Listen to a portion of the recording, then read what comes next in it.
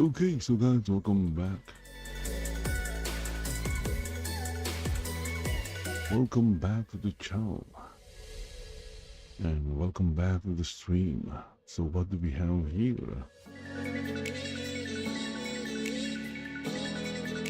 Okay, so last time, yeah, I think we checked out this Kathleen Kennedy humiliated by Disney inside exit from Lucasfilm.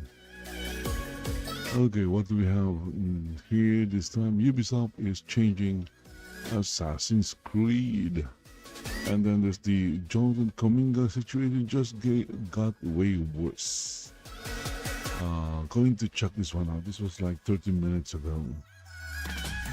Jonathan Kuminga wants out of Golden State almost the entire offseason for Kuminga and the Warriors to agree to a 2-year deal. Today is the first day he can be traded under the terms of that deal. He hasn't played in 13 games. All right, so check this out. It's January 15th, 2026. This is the first day that Jonathan Kuminga is legally allowed to be traded. And he wakes up and he immediately tells the Golden State Warriors that he wants out. He doesn't wait a week. He doesn't sleep on it or anything like that. The literal first second he's allowed to leave, he's asking for the exit door. And honestly, you can't really blame the guy. This dude hasn't played in 13 straight games. He's been getting DNPs while making $22.5 million. And honestly, I gotta admit, I'm a little jealous. But get this, there's a report saying his own team thinks he faked an injury just to avoid playing a game where he was actually going to get minutes. But this is where it gets crazy. The Los Angeles Lakers might actually trade for him. Rob Pelinka personally wants to pair him with Luka Doncic. So stick around because we're about to break down the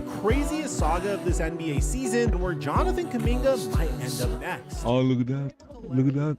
The Lakers are going to trade LeBron James for Jonathan Kuminga.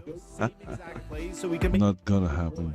First, to sign up for Prize Picks, use my promo code microphone and get $50 when you make a play of $5 or more. And then tail this pick. For the Rams matchup versus the Chicago Bears, I have Puka Nacua getting at least 1 touchdown, and I have Colston Loveland getting 5 receptions. This should easily hit, turning our $50 into $150. Now, if you want additional plays for the NBA, NFL, and other sports, I have a Discord community that's been hitting on a consistent basis. It's been so successful that we've been retaining each and every new member. The link to that's in the description down below. It's the second link from the top where it says get all my picks here. And thank you Prize Picks for sponsoring today's video.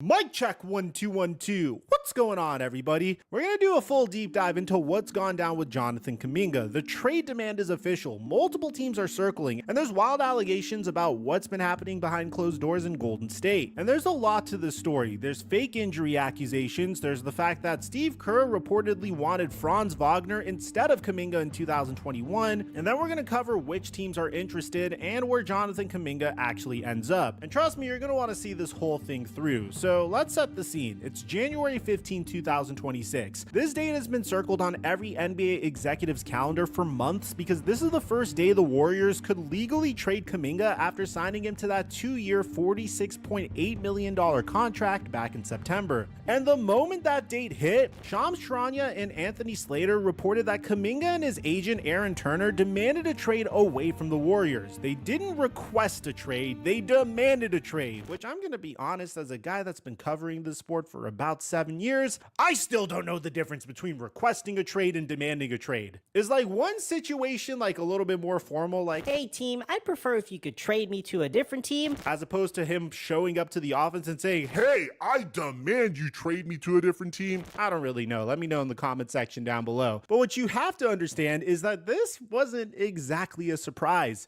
Dalton Johnson from NBC Sports reported that Jonathan Kuminga has played exactly once in the last 17 games. He's been a healthy scratch 16 times this season. This is clearly not an injury situation. This is a divorce that's waiting to happen. And here's what makes this interesting. According to ESPN, essentially every major figure in the Warriors organization agrees that trading Kuminga before February 5th, which is the trade deadline, is the best move for the team. The player wants out, the coach wants him out, the veterans want him out. This is about as mutual a breakup as you'll ever see in the NBA. Kerr was asked about the situation recently and said, "I'm disappointed for him that things didn't continue to go the way they did the first couple of weeks." That's pretty much coach speak for, yeah, it's over. Remember, Kuminga actually started for the first 12 games this season. Kerr called him a secure starter, but then the struggles came, the demotion followed, and everything spiraled. And here's what makes this even messier. According to ESPN, that contract structure with the team option for the second year was designed specifically to give the Warriors a tradable contract at this deadline. Kuminga told people he felt forced into signing it, so the Warriors essentially manipulated the situation to set up this exact scenario. Okay, so remember when I said that there were wild allegations? This is what I was talking about. According to Sam Amick, Marcus Thompson, and Nick Friedel, the Warriors organization believes that Jonathan Kuminga faked an injury to avoid playing. Here's what happened. January 2nd, 2026, the Warriors are facing off against the defending champion OKC Thunder. Steph Curry, Jimmy Butler, and Draymond Green were all being rested. This was supposed to be JK's moment. Steve Kerr even confirmed before the game that Kuminga would for sure play. Then about an hour before tip-off, Kuminga suddenly appeared on the injury report with lower back soreness and was ruled out. The Athletic reported that this raised eyebrows across the league and created frustration within the organization. They even wrote that multiple team sources said that they suspect that Jonathan Kuminga wasn't actually hurt. But here's the wildest part. An anonymous Warriors player was asked about it, and you know what they said? "I wouldn't have played either." It's clear that the coach doesn't believe in him. Think about that for a second. A Golden State Warriors player is pretty much saying, "Yeah, Jonathan Kuminga definitely faked that injury." But I don't blame him, because what's the point of risking your body for a team that doesn't believe in you? That tells you everything about where this relationship currently stands. Brett Siegel summed it up perfectly. "I just don't believe that was a real injury situation. It feels like his camp doesn't want his value diminished anymore by Steve Kerr's rotations and minutes." The Warriors lost that game by 37 points, and even their owner Joe Lacob, who has been one of Kuminga's biggest supporters over the years, is now down on him. When reporters approached Lacob after that game, he quickly declined comment and was visibly irritated. But that's not even the craziest part. Here's where it gets really spicy. Buried in all of these reports was a revelation that puts this whole saga into a different context. The Athletic reported that back in the 2021 draft, Steve Kerr wanted the Warriors to select Franz Wagner with the 7th pick instead of Jonathan Kuminga. Team sources confirmed Kerr was among those who preferred Wagner, but he ended up going 8th to Orlando instead. Think about how that changes everything. Kerr has been dealing with a player he didn't even want for 4.5 years. The guy who pushed for Kuminga was reportedly Joe Lacob, who was a driving force behind taking Kuminga over Wagner to inject athleticism and star power into the roster. And man, has that decision aged poorly. Let's compare how these two turned out. Franz Wagner is currently averaging 22.7 points, 6.1 rebounds, and 3.7 assists for the Orlando Magic. He's one of the most reliable two-way forwards in the league. He just signed a 5-year, $224 million extension. The Magic believed in him, gave him a role, let him develop, and now he's one of the best young players in basketball. Meanwhile, Kuminga is averaging 11.8 points on a career-low 43.1% shooting. He hasn't played in 13 straight games. His coach doesn't want him. His team suspects that he faked an injury, and he's demanding a trade. The same draft class, one pick apart, completely different outcomes. Now, is this entirely Jonathan Kuminga's fault? No. Orlando was rebuilding and could afford to give Wagner minutes to develop. Golden State was competing for championships, but when Kuminga did get chances, the results were inconsistent. Remember last year in the playoffs when Curry got hurt and Kuminga averaged 24.3 points on 55.6% shooting against Minnesota? That showed he has talent, but that consistency never materialized in the regular season. So let's talk about the fun part now. Where does Jonathan Kuminga actually end up? And the most interesting connection is one that I know my comment section is going to meme me for mercilessly, but that's what's out there, so I'm going to bring it to you guys. Dalton Johnson from NBC Sports reported that Lakers president Rob Pelinka is a huge fan of Jonathan Kuminga's and likes the idea of him as an athletic wing on a Luka Doncic-led team. Think about what that means. The Lakers traded for Luka. They're building around him for the future, and Pelinka sees Kuminga as someone who could thrive in that system. Now, it's not just a beat reporter from the Bay that's suggesting this. Sam Amick of The Athletic confirmed that the Lakers have some interest, though it remains unclear if actual talks will unfold. And here's what makes this crazier. Originally, the prime destinations for Jonathan Kuminga were the Phoenix Suns and the Sacramento Kings in the offseason. But there's a huge problem now. The Sacramento Kings are now unwilling to part with a future protected first-round pick. So the best offer on the table now comes from the Los Angeles Lakers. So what could that offer look like? Well, according to Silver Screen and Roll, the most likely centerpiece would be Rui Hachimura, making about $18 million on an expiring deal. He's shooting 44.5% from three and would fit nicely next to Curry, Butler, and Draymond. You add pieces like Dalton Knecht or Gabe Vincent, maybe a draft pick, and you've got something workable. The Lakers angle would give Kuminga exactly what he's been looking for, a defined role next to a ball-dominant star who can create for him. With Luka Doncic running the offense, Kuminga wouldn't need to be a primary creator. He could lean into his strengths as a cutter, play finisher, and transition threat. That might unlock something that Golden State never could. The only question is whether the Warriors want what the Lakers are offering. According to ESPN, Golden State has been prioritizing expiring contracts, and Hachimura fits that bill. The question is whether the rest of the package is enough. But if it's not the Los Angeles Lakers, we gotta talk about the team that has been connected to Kuminga the most all year long, the Sacramento Kings. There's a lot of history here. Remember back in the summer when Kuminga was a restricted free agent? The Kings made a run at him with Malik Monk and a lottery-protected first-round pick. The Warriors said no, and there's been reporting that Kuminga actually wanted to go to Sacramento. The interest was mutual. Sam Amick reported that the Kings and Warriors talked as recently as last week. He said, "I think the interest is still there, they plan on circling back, and the Warriors are in a tough spot." But here's the problem. That summer deal is no longer available. According to Amick's latest reporting, Kings general manager Scott Perry has expressed reservations about offering that protected first-round pick now. Why? Because Jonathan Kuminga's value tanked. Think about it for a second, guys. Back in the summer, the last memory we had of Jonathan Kuminga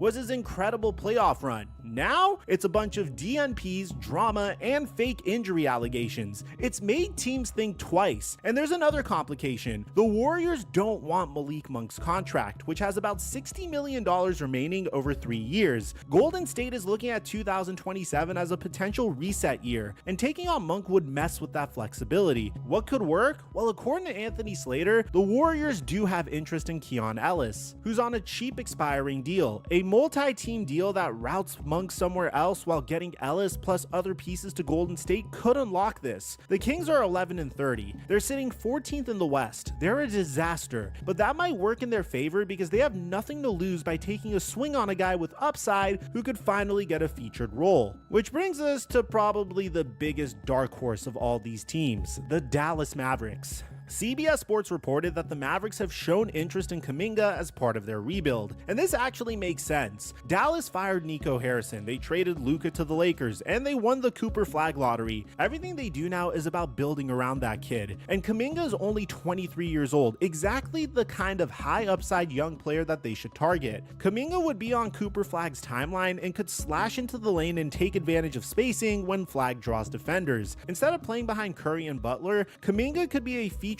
piece alongside the #1 overall pick. So what would a trade look like? Well, according to Sam Quinn, the Warriors would send Kuminga and Buddy Hield to Dallas for Daniel Gafford and Klay Thompson, which would bring Klay Thompson back to the Bay. The Warriors get their big man, plus a reunion with one of the greatest shooters in franchise history. Dallas gets a young wing with upside and gets off of Thompson's contract. Is this exact trade gonna happen? Probably not, but it shows the creative deals possible when two teams have complementary needs. The Warriors need a center. Dallas has Gafford.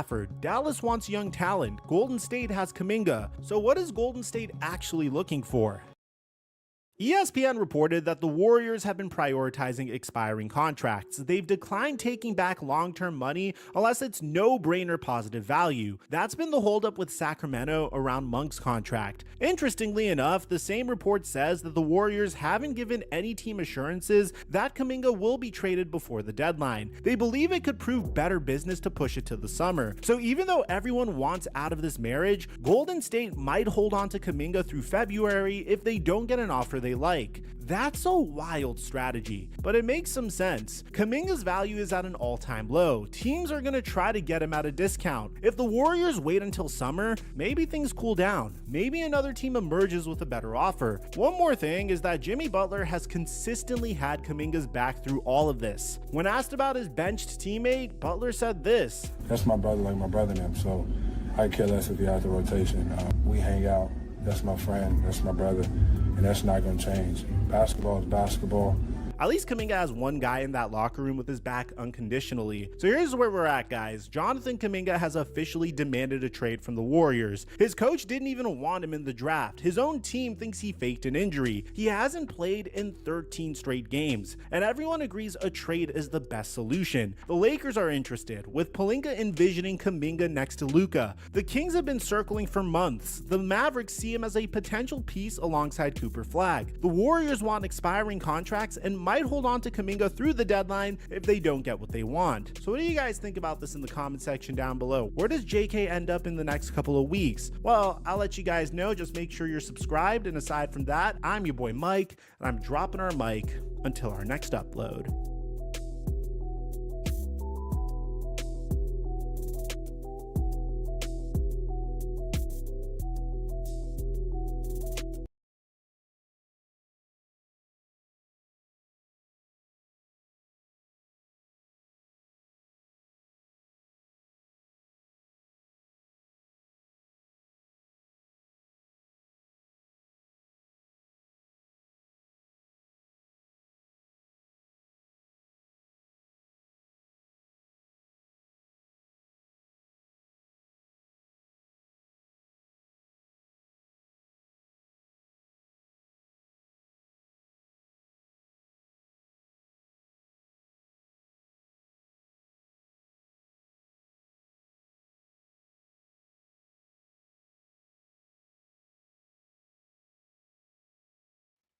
Okay, so there you go. Lots of drama happening with Jonathan Kuminga and the Golden State Warriors.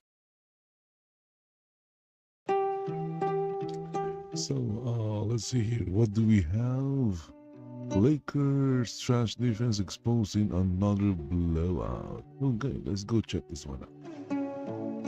Well, the middling, slumping, and flopping LA Lakers got blown to pieces on their home court last night by the Charlotte Hornets of all teams by a score of 135 to 117. A game which started out oh so promising for LA as they were up 39 to 30 at the end of the first quarter, but then the Lakers defense got shredded in the final three to the tune of 105 points over those final three quarters. The LA Lakers got out rebounded by 15 last night. They got nearly doubled up in assists, 34 to 18. They gave up 54% shooting from the field, and they allowed the Charlotte Hornets to shoot 46% from the three-point line. All of that from the 15 and 26 Hornets. And predictably after the game, JJ was a bit testy. With all the threes, did you feel like some of them were too open? Were the rotations, were they just hitting? What did you see from their shooting? JJ is a But look, ultimately, JJ is a fake coach. all year long. He is a fake coach. Issue with teams that are younger, more athletic, and have a plethora of ball handlers that could penetrate into the Lakers defense and thus open up easy opportunities at the basket, or if rotations are made, wide open three-point shots. The Hornets, they have some really good drivers, and they have a ton of shooting. We can be a little bit cautious guarding the ball. Yeah, cautious, aka lousy. It's a complete crap. But JJ Redick spoke to another issue following the game. And look, in all fairness to JJ, this was a prompted answer. Someone asked him specifically about this, and Redick kind of responded with the fact that the Lakers are just getting a lot of people's best shots because, well, they grew up watching LeBron, and the Lakers are a storied organization. In general, the these guys grew up watching LeBron James play. The Lakers are like the Celtics, arguably the most storied franchise in all of sports. So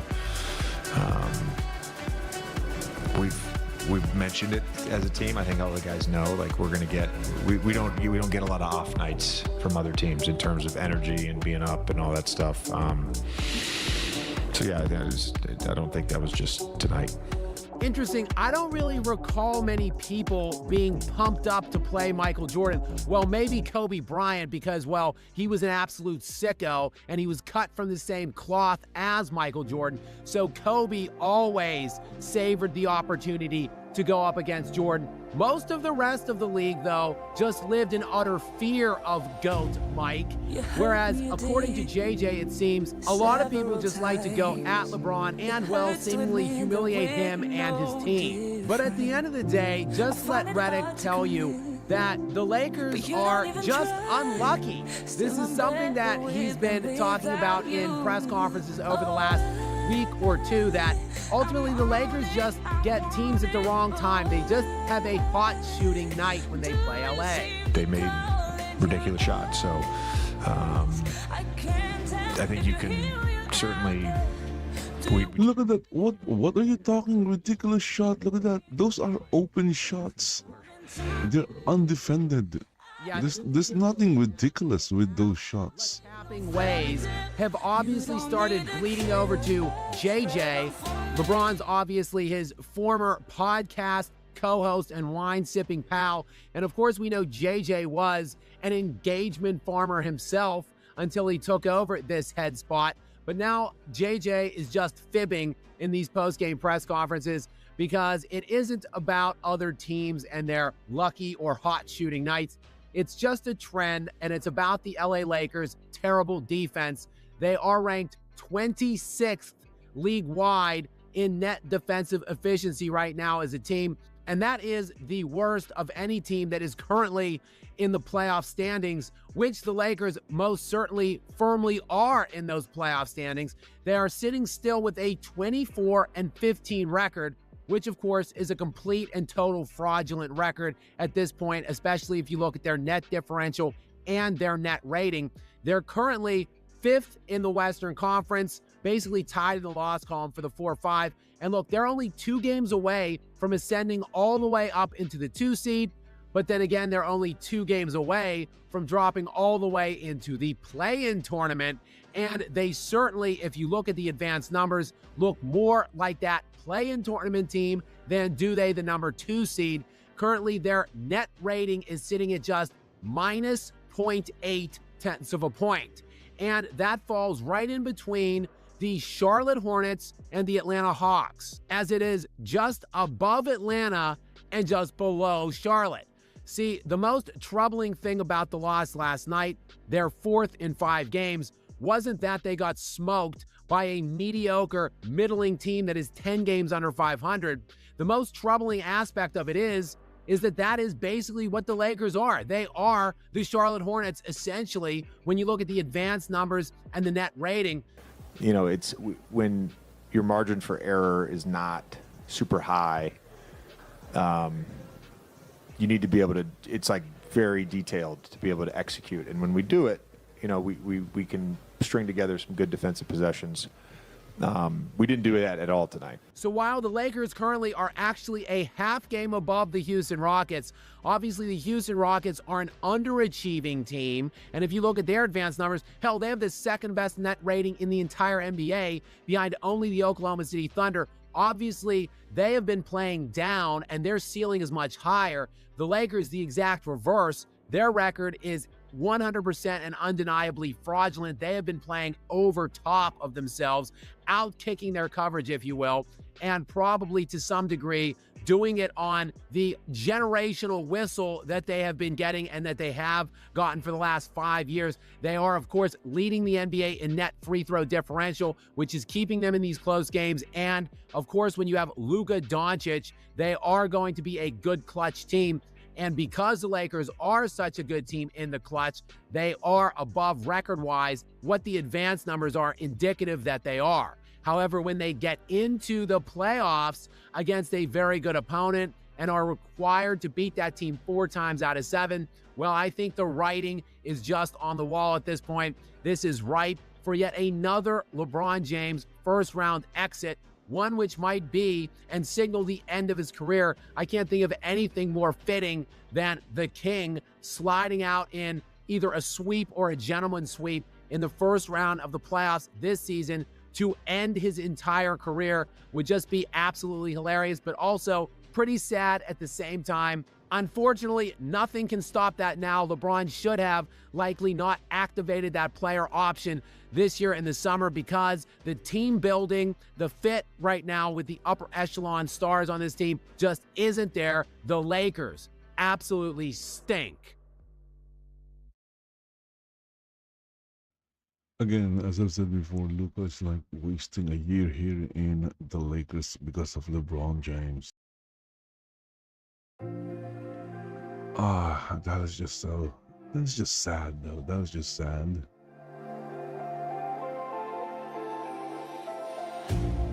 You hurt me, you did, several times.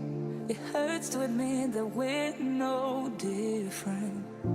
I find it hard to commit, but you don't even try. Still, I'm better with than without you. Oh,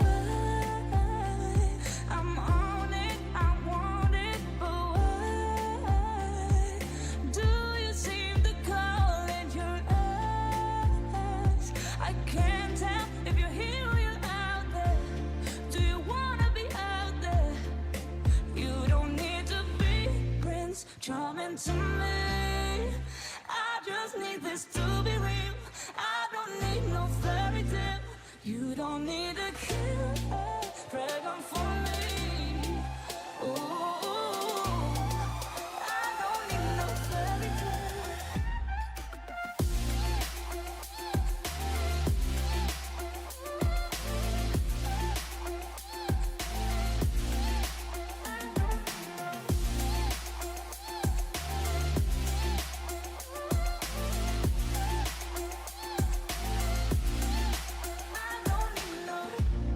We run and go still every time. Whatever it is, I keep on trying. 'Cause it ain't hard to forgive when you know what it's like. That's why I'm better with than without you. Oh, I'm on it, I want it, but why do you seem to call in your eyes? I can't tell if you're here or you're out there. Do you wanna be out there? You don't need to be Prince Charming to me. All of that, we have a video. There is a video from Viva La Dirt League. Satellite crashes in PUBG. Okay, let's go check this one out. This is gonna be fun. Yeah, it's always fun. Just so you guys know, blizzards in the blue zone, bad news. Oh, really bad. Yeah. Whoa, whoa. Oh shit, they've updated terrain too. Oh shit, this must be the new satellite crashes I heard about. Yeah, this one must have just fallen from the sky. Is it like the red zone or something? Nah. I assume it's just extra cover and maybe some more loot or whatever. Yeah, no, I don't think that's it. We should probably find out. Can you check the pitch notes? Yeah, sure. Maybe they like fall out of the sky at regular intervals or something? Okay, the patch notes say... Shut up, guys. Don't be dumb. They don't rain from the sky. That's crazy. Crazier than a mysterious blue wall of death? Oh my God. You guys literally sound insane. I am telling you, right now, there is no way that PUBG are gonna have satellites falling from the sky. And I'm willing to bet my life on it. That's crazy. It'll never happen. And that's Ben Van Leer guarantee. As evidenced by the fact that I'm standing out here in the open by one of those satellites and I am completely fine. Now, let's roll.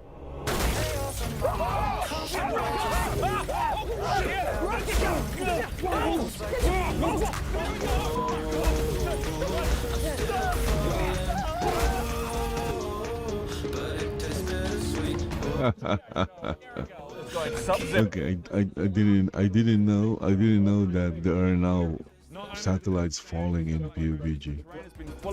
Okay, again, that's from Viva La Dirt League. Go check them out, by the way. Now.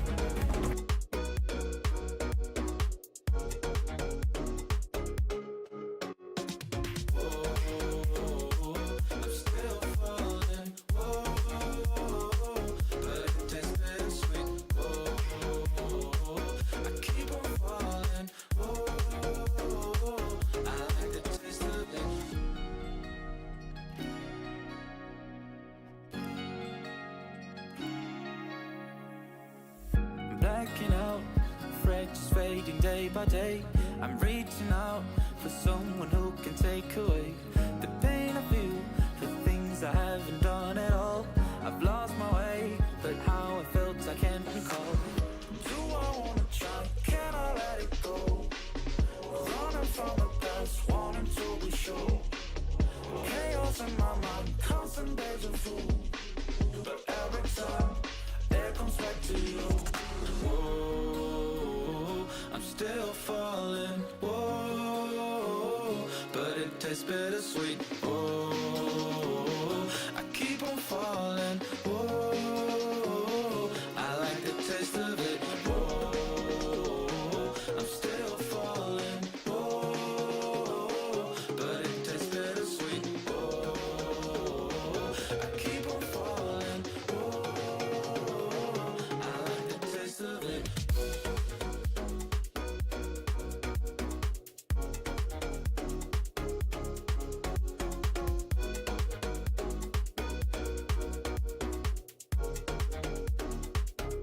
Okay, says here NVIDIA just ended graphics cards from Fritanga Place. Okay, check this one out.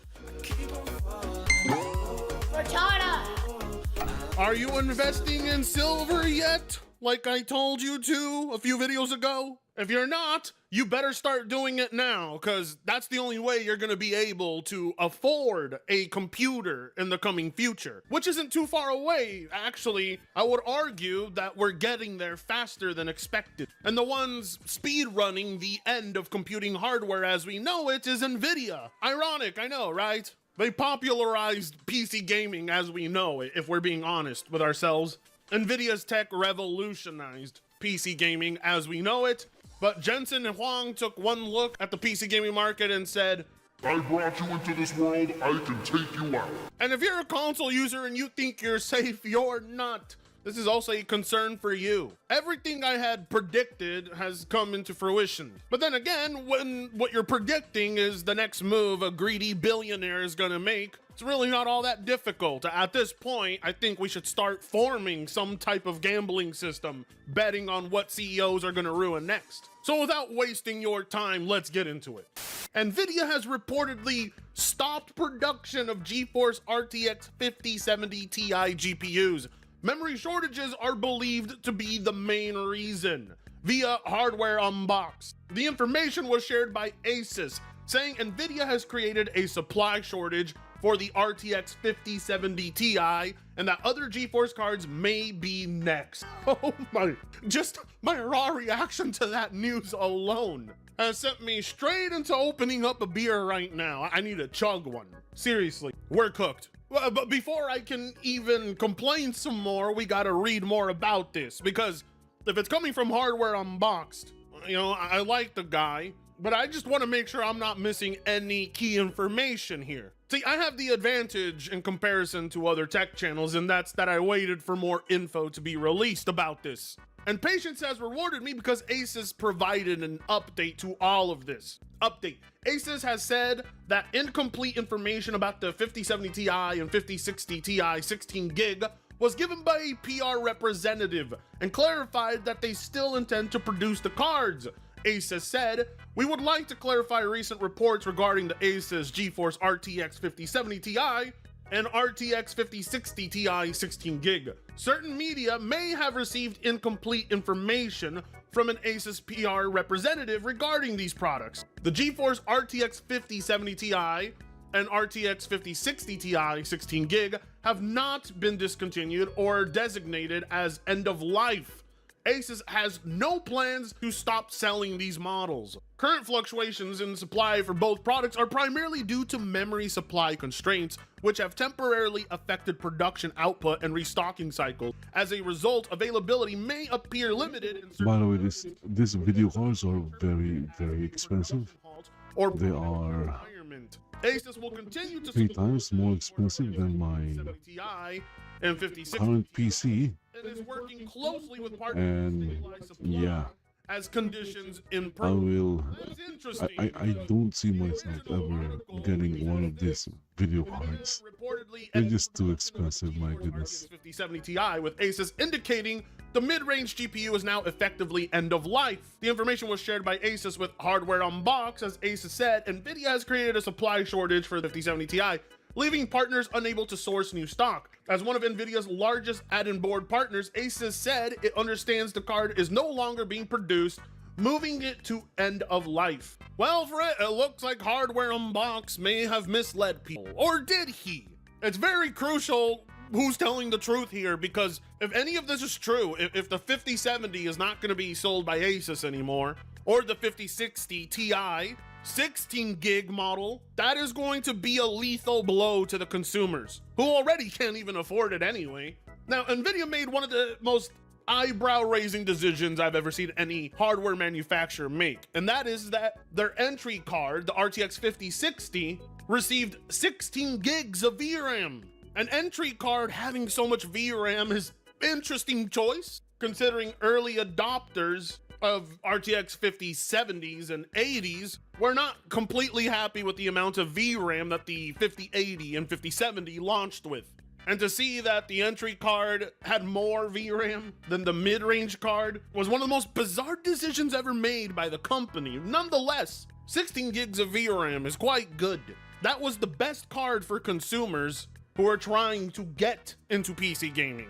If NVIDIA is to remove that option and suppliers like Asus are no longer going to be selling them, the entry level to PC gaming would cease to exist outright. I mean, granted, Asus is not the only supplier, but they are a major player in the game. That would be like if a clothing retailer like Ross. The weird thing is, decided to AMD cards are more expensive here in the Philippines than NVIDIA cards. It's just an example. It's just insane. of how bizarre If you check the prices in the internet, the lineup generally AMD cards known to supply are of the major cheaper prices we are if you compare the card with their equivalent cards the panic button, like a major in NVIDIA. supplier being unable But here in the Philippines, now AMD cards are that's a more expensive. a really big one. This would completely I know, because I was like shopping for one. You know, I'm not going to buy one, but because if it starts with checking the prices. end there. Other Yeah. suppliers will also have to follow suit. And That would lead to a AMD cards were more expensive. entry-level market and mid-range market, leaving consumers with only the high end as their only go-to option. And who knows how long that would last too. It would be a catastrophe. And if it's true what Asus told hardware, Look at those prices. we may be looking at the 1,500 for a video card. My entire PC is like what? These were 400 to 500. When I bought it, of course, it has depreciated. It has been like a few years already. So the value of my PC may be around like 100 to 200. in the tech world. 1 minute we're told this is going to happen, the next minute a company comes out and says it's not. And oftentimes that's the result of damage control. Because if anything Asus told Hardware Unboxed is true, and he went and told the world, I could totally see that company run to damage control their own statements, as such statements could lead to drastic drops in their stock market. I mean, I bet you anything right now, they are being bombarded with calls from investors questioning what this is all about. So they're not in a good position right now. Pressure is on them. The question is it true? Well, we have an update from Hardware Unboxed on the matter. We've received some further updates to the RTX 5070 Ti situation. Asus has provided us with an additional statement which says, to clarify, our internal communication was related to streamline some models Based on these chipsets, due to the current GPU supply constraints, there is currently no plan from NVIDIA to EOL these chipsets. Asus are reiterating what NVIDIA said earlier today, which is that they continue to ship all GeForce SKUs. However, there are two things at play. One is the official status of GeForce SKUs according to NVIDIA. The other, and the focus of our video, is the supply and production status of GeForce graphics cards at Asus and other partners. NVIDIA has not officially discontinued any RTX 50 GPU, but the supply situation and effective status of these GPUs at AIB's distributors and retailers can be very different. Asus have been careful to clarify that NVIDIA have not put these SKUs into end-of-life status. They have not refuted their original statement, which was that Asus cards using these SKUs are end-of-life. A GPU SKU may not be officially discontinued, but if the supply is reduced to the point AIB can no longer manufacture, it may as well be discontinued, ended, or killed off. That is what Asus and retail forces said to us originally. Incoming supply of the RTX 5070 Ti and RTX 5060 10GB is dismal to non-existent, and this is expected to continue for many months. Asus claimed their models using these GPUs were end of life, direct quote, and reiterated this when we asked for clarification before publishing the video. Why would NVIDIA reduce supply for some models? In a market with constrained VRAM supply, they want to prioritize making the most revenue from the GDR7 chip they are able to source. In this situation, if they were to allocate 16 gigs of G7 to a SKU, it would make sense. The RTX 5080 is prioritized over the RTX 5070 Ti and the RTX 5060 Ti 16 gig. Based on what we've gathered, that's what we believe is happening to the point where the cheaper 16 gigs SKU have effectively been killed off. RTX 5070 Ti stock is quickly drying up. We hope that changes in the future, but for now, it will be extremely difficult to purchase. The good news is, if there is any, is that we're being told the most severe supply constraints apply to the RTX 50. Oh my goodness, it's basically just read the entire thing. Remain in production. Volume and at higher than MSRP prices, but they haven't been killed off. Where is the TLDR?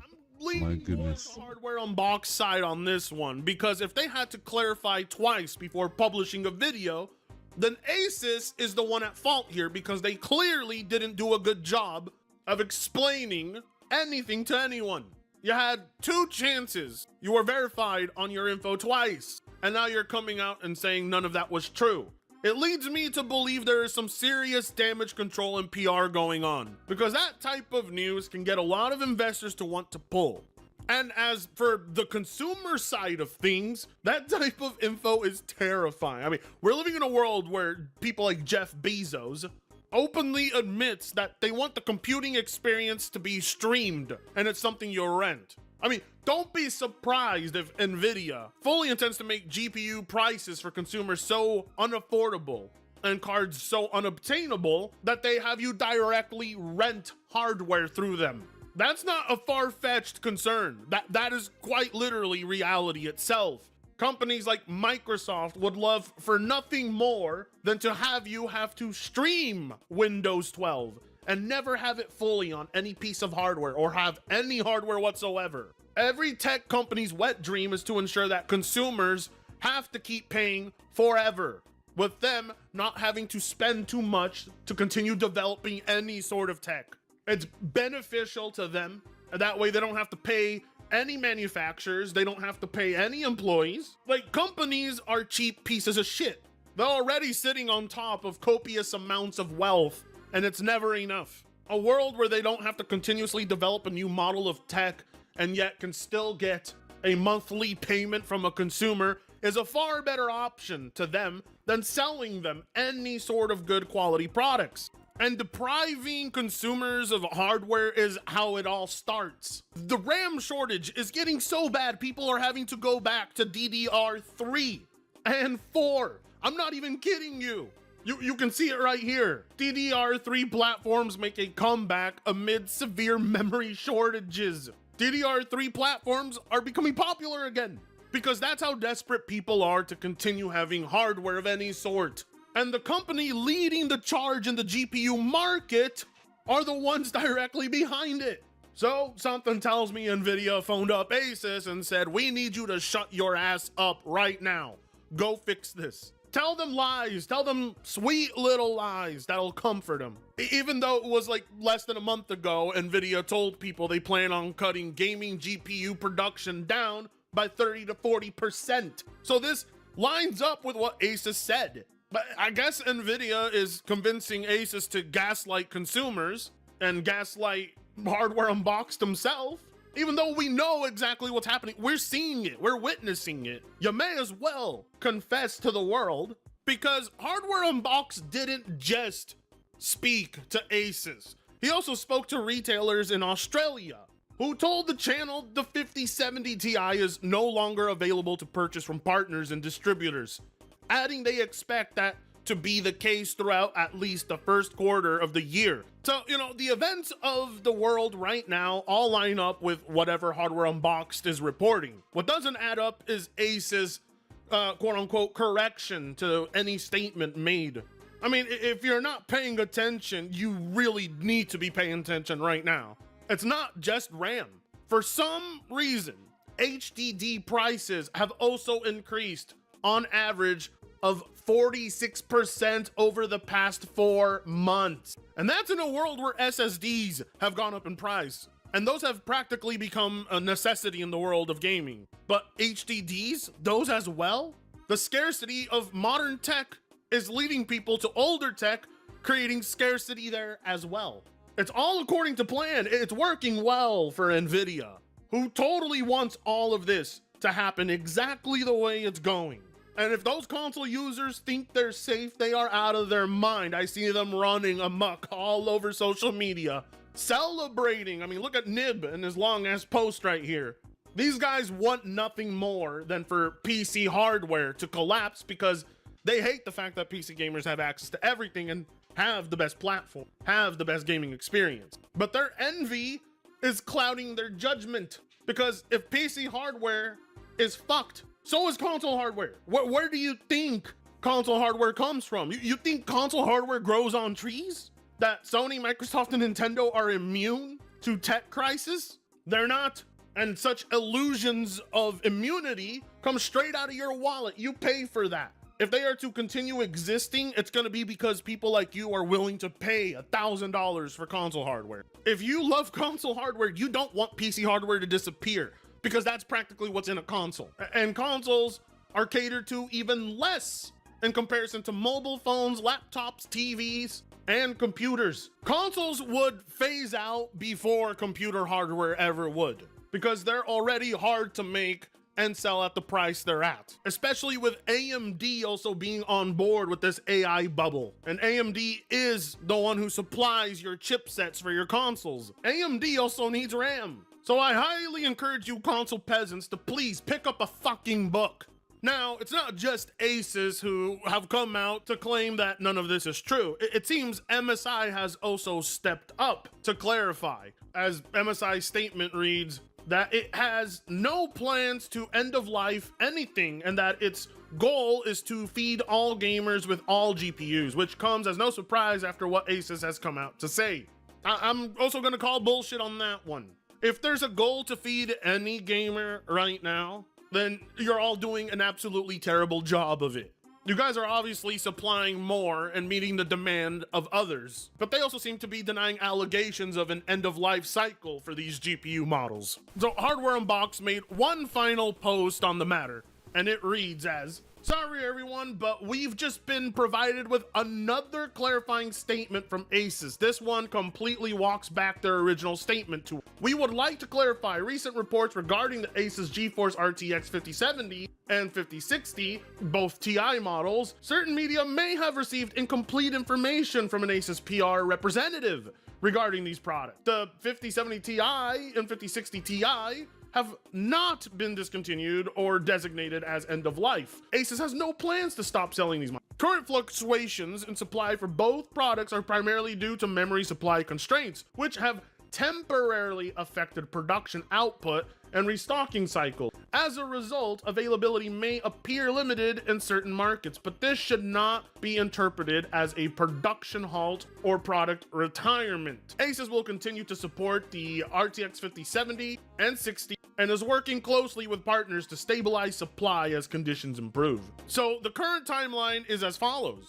We request RTX 5070 samples from Asus and other partners, and Asus PR rep looks into it, comes back and says they cannot provide 5070 Ti's due to supply constraints, saying their models are end of life. We ask Asus to clarify whether the 5070 is end of life. They confirm it's end of life. We reach out to retailers to see whether they can purchase 5070 stock for their stores. To fact check Asus claims, they say there is no supply. Given we have received an on the record statement from Asus and confirmed the supply constraint retailers, we publish a video with this information. NVIDIA says all GeForce SKUs are being shipped. Asus reaches out to clarify that NVIDIA told Asus that the 5070 is not end of life, but that Asus are streamlining some models. We published that statement.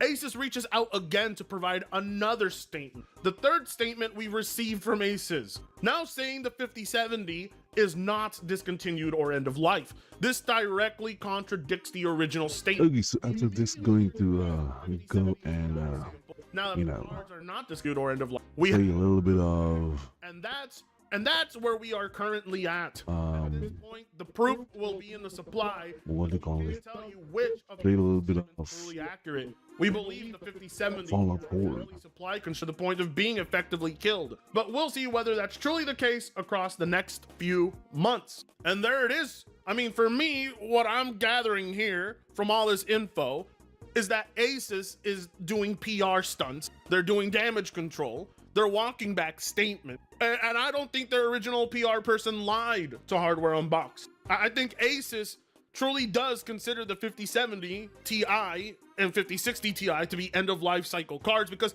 they just don't have any right now. And they're probably not expecting to have any anytime soon either. And that pattern will continue until effectively they just stop selling it. How they plan to prove that's not the case is beyond me.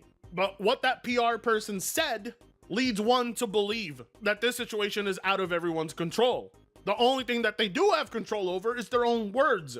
And maybe they chose poorly the first time they talked to him, or the second, or the third. Yeah, bullshit. Because Asus isn't denying anything Hardware Unboxed said was untrue.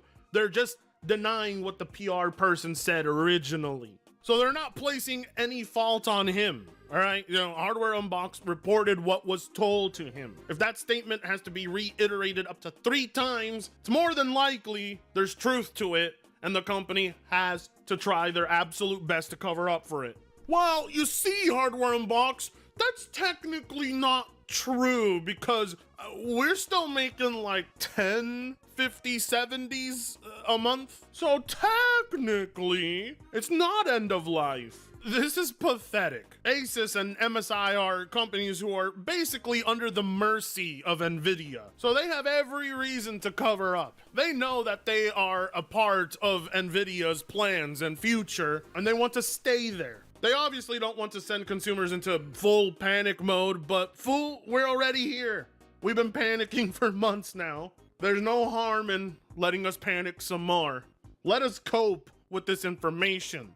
So the next time Jensen Huang wants to come out and continue to shill for his AI slop and beg for the consumers to stop calling it slop, feel free to throw him the middle finger to his face and tell him his leather jacket's gay. Because his company is the one leading the charge in this DRAM crisis, which has led to other PC components also going up in price. All while trying to sell you the idea of playing games and charging you per the hour for it. Hell, they even want you to stream your GPU assets. And they want AI to do most of the work and never improve on developing the tech so that its raw computing horsepower is all gamers would ever need. This AI reconstruction tech is the best they can provide for their hardware. Every major improvement to their hardware has to do with AI and streaming. They are building that infrastructure and future-proofing it because that is going to be their business model with gamers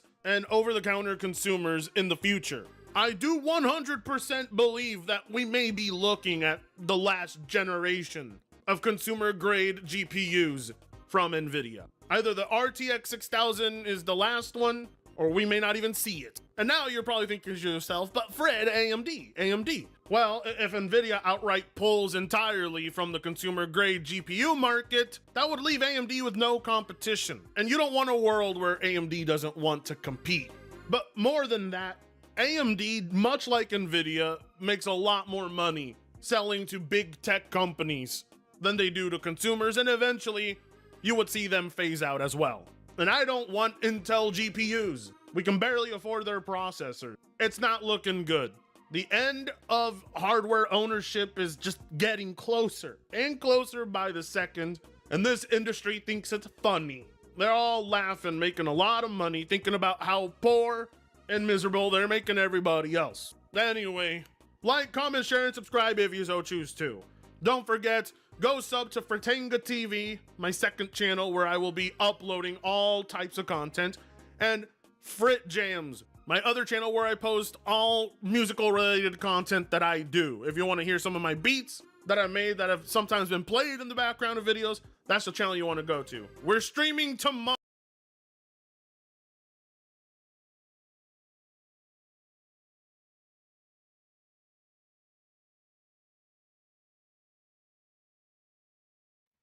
Okay, yeah, that's happening.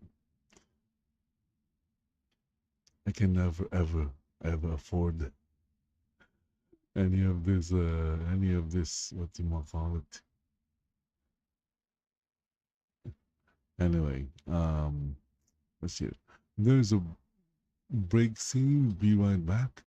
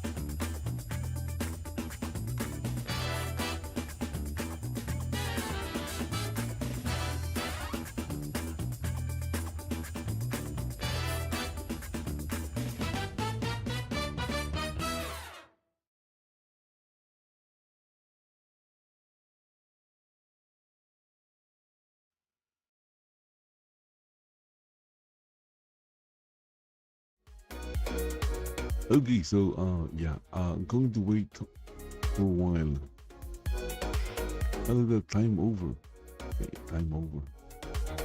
Why? I don't understand why this didn't reset.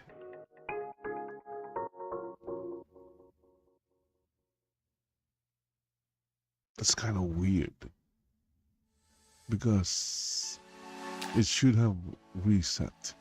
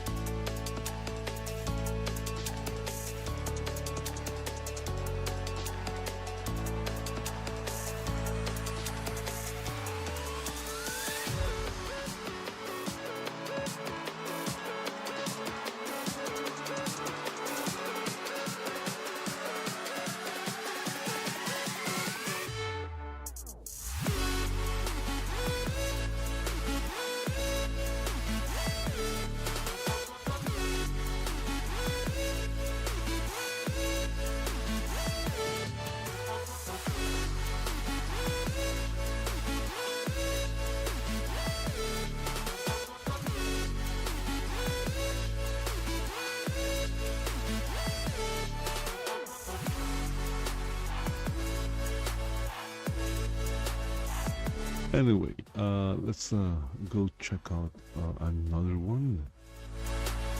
He's lost it. iDubbbz. There's a lot of like weird content creators that are, for some weird reason, are popular that I don't know about.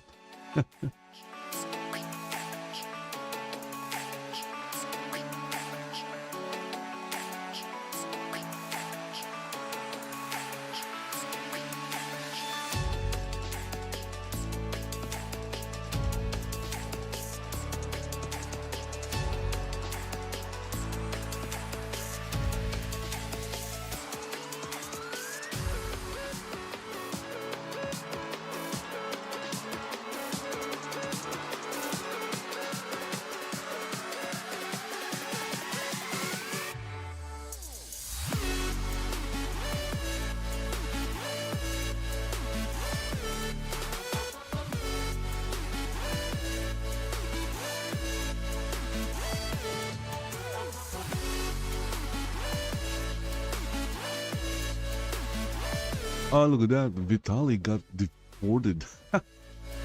Yeah.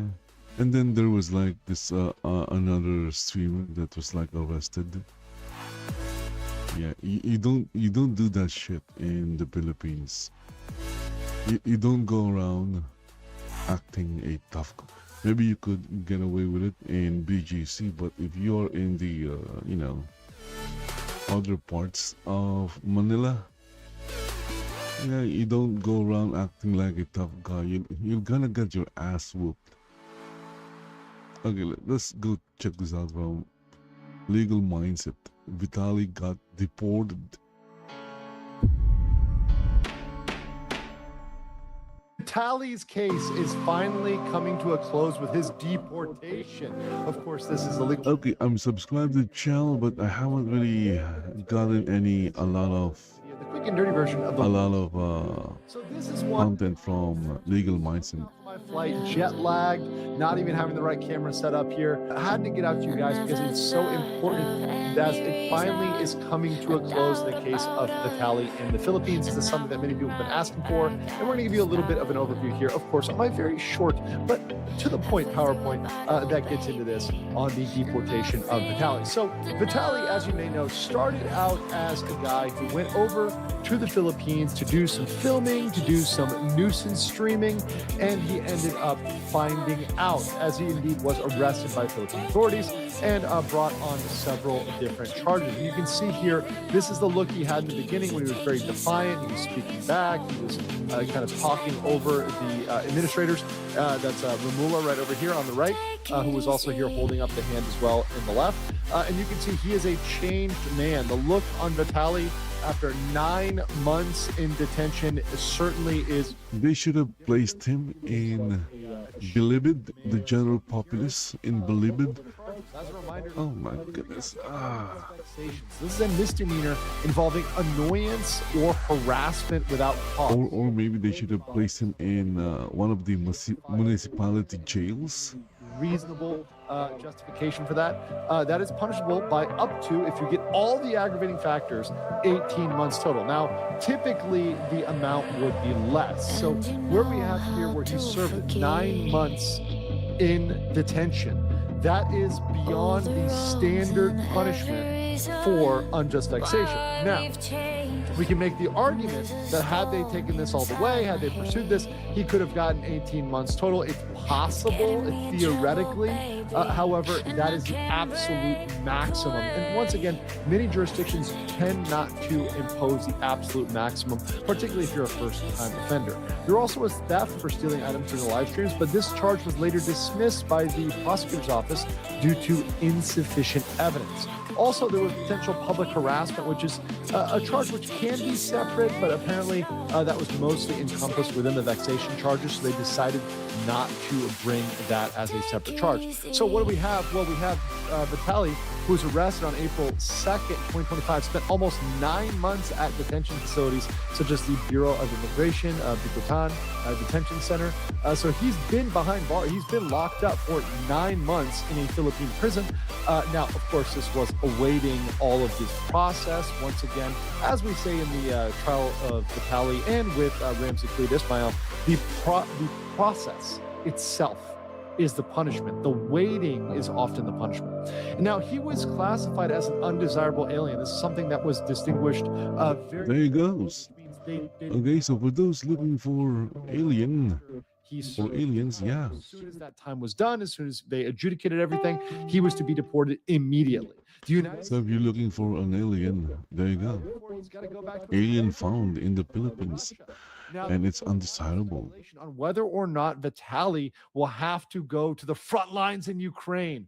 Well, hold on now. The age limit for conscription is typically 30. Vitaly's 33. So he's over the age limit. He's too old. He's too busted for conscription.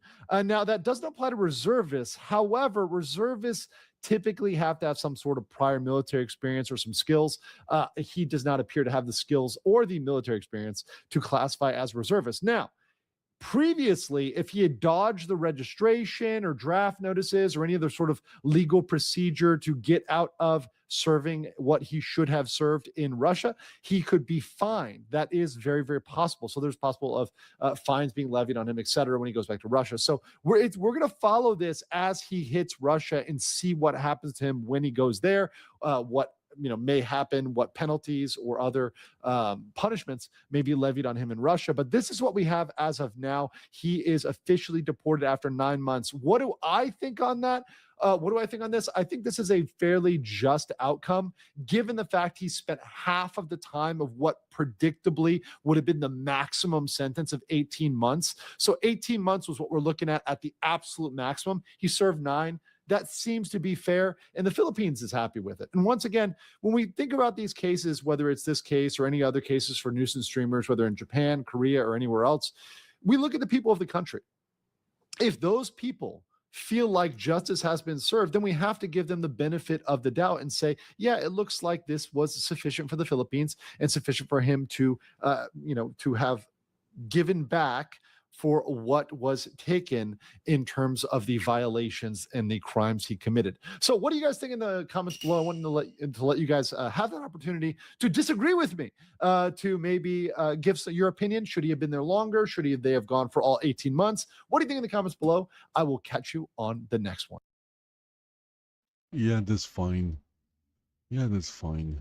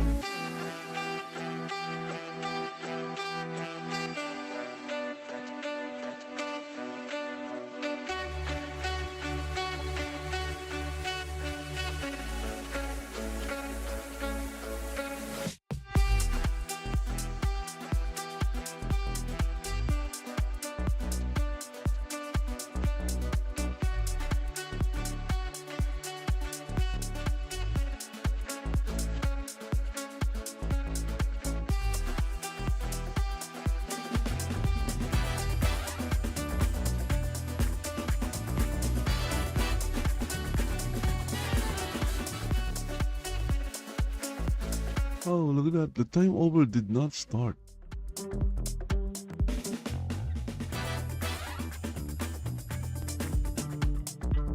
But here it started. Huh. Why?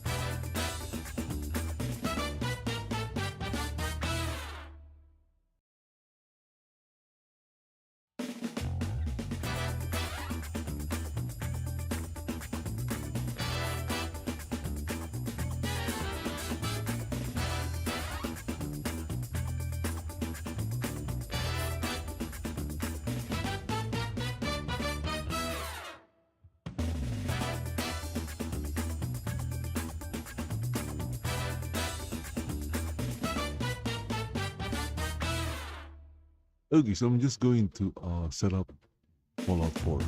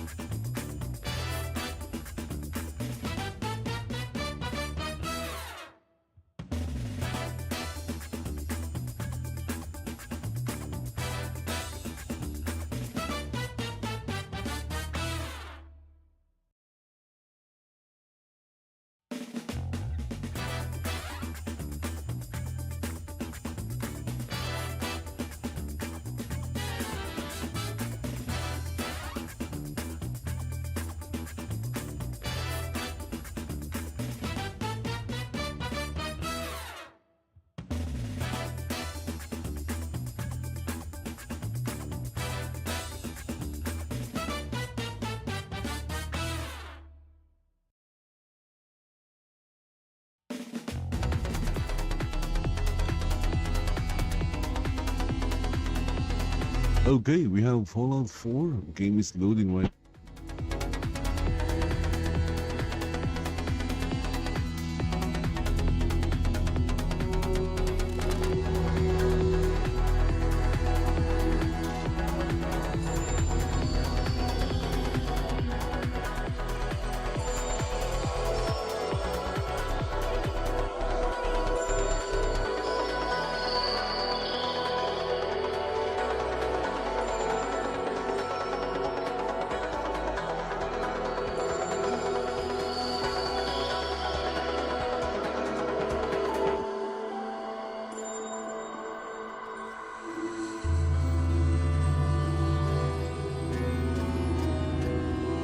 I need a scarecrow after what you did, 'cause all of the birds know that I'm almost dead.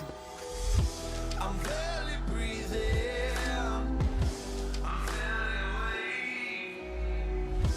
You left me in pieces, there's no more to break. Must be good karma's paying off. Wake me up not in this century. Don't wake me up, 'cause you're just a ghost inside my head. You're just a ghost, you're never there. You're just a memory on my lips. 'Cause you're just a ghost inside my head.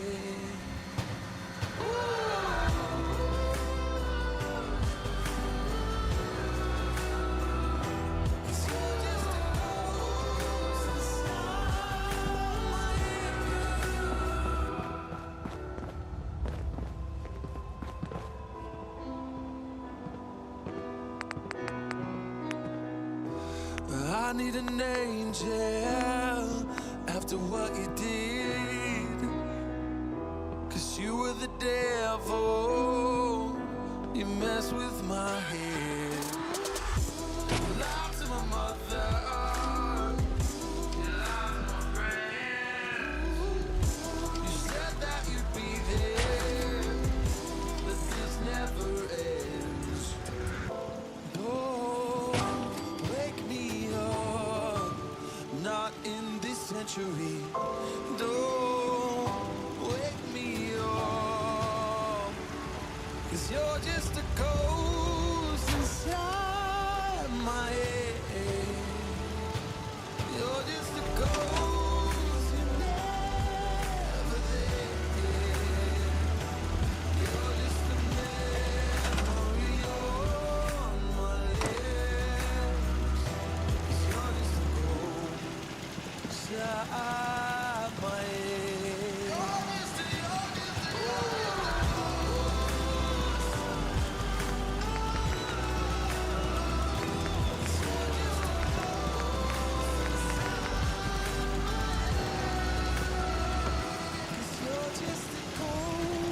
inside my head. You're just a ghost, never there. 'Cause you're just a ghost inside my head. You're just a ghost, never there. You're just a memory on my lips. You're just a ghost inside my head. Oh, you're just a ghost inside my head.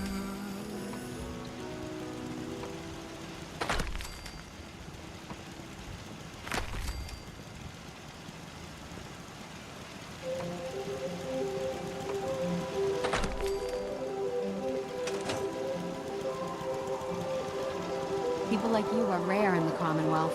I'm lucky you came our way. The feeling behind my eyes. You stood out 'cause you were in red. Man, against my intentions, Anything I can do to help out around here? let you turn me violet instead. Summer high, met you in August. New course. York, back to my cold apartment. Distance sucks, but at least I'm still with you. White out skies, middle November. You and I, flights to wherever. I don't mind as long as it's with you. As long as it's with you.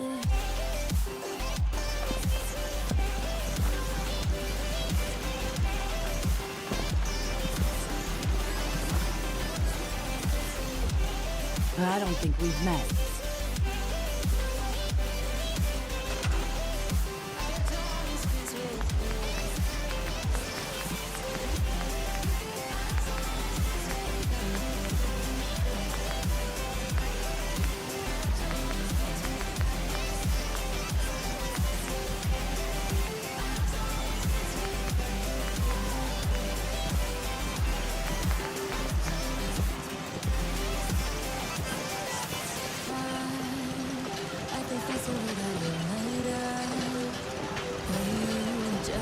face in your crowd. And now I can't imagine me with anybody else.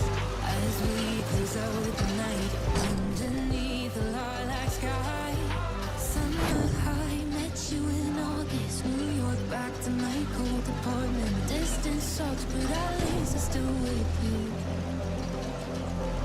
White out skies, middle November. You and I fight still forever. I don't mind as long as it's with you.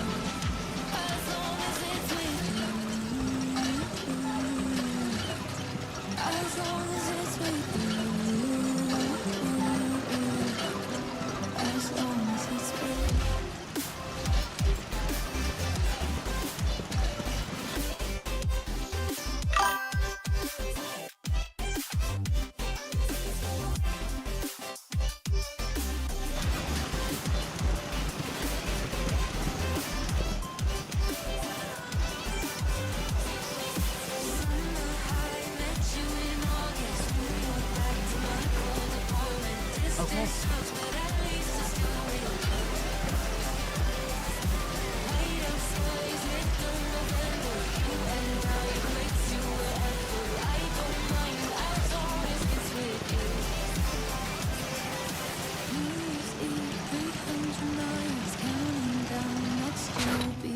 I will wait as long as it's for you.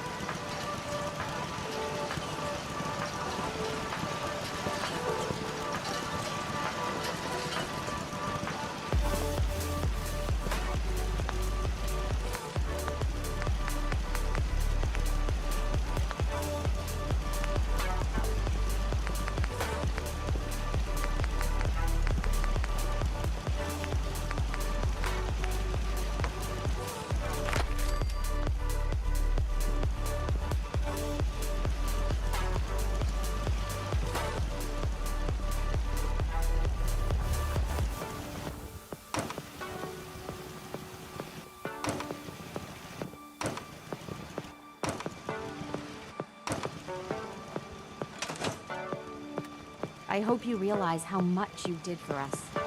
Thanks to you, this farm will carry on.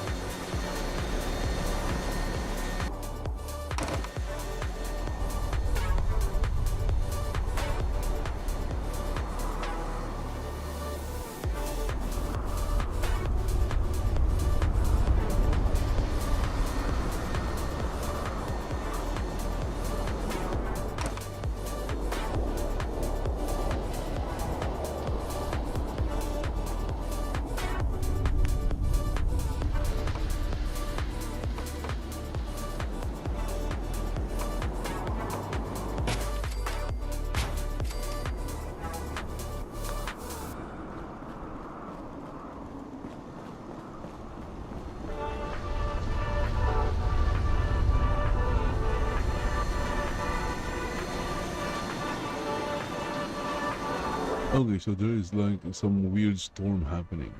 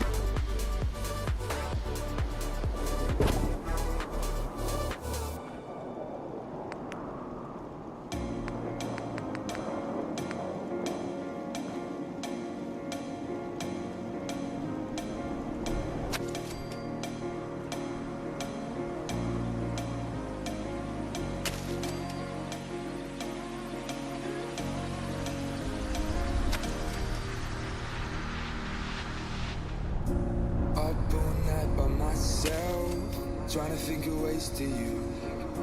Your voice stuck in my brain. We never got to see it through.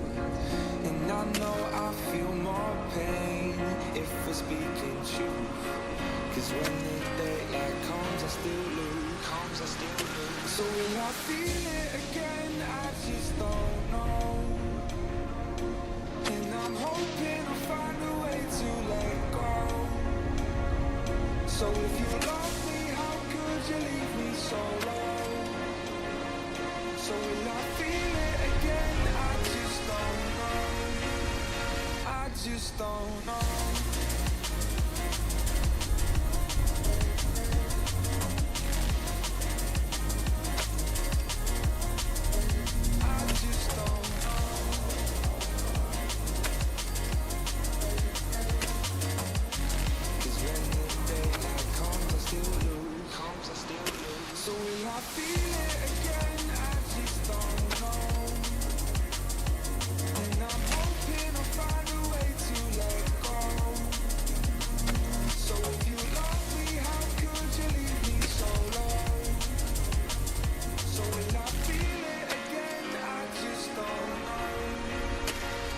Just don't know.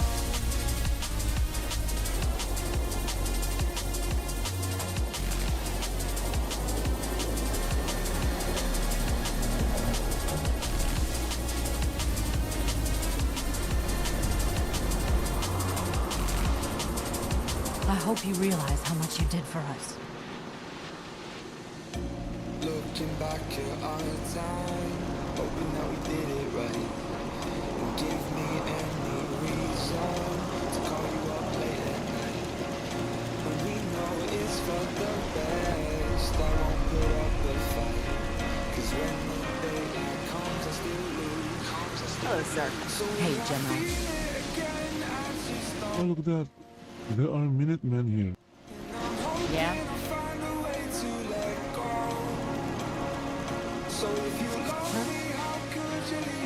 General. Hello, sir. Never thought a reporter could consider themselves a success until someone threatened their life. Me? I'm very successful. Huh? Sure thing.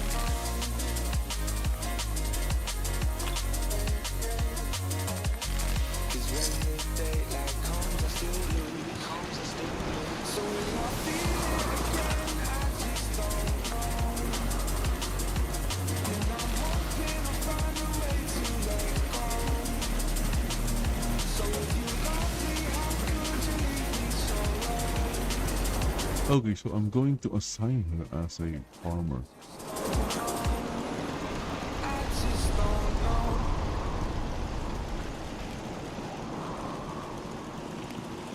She got over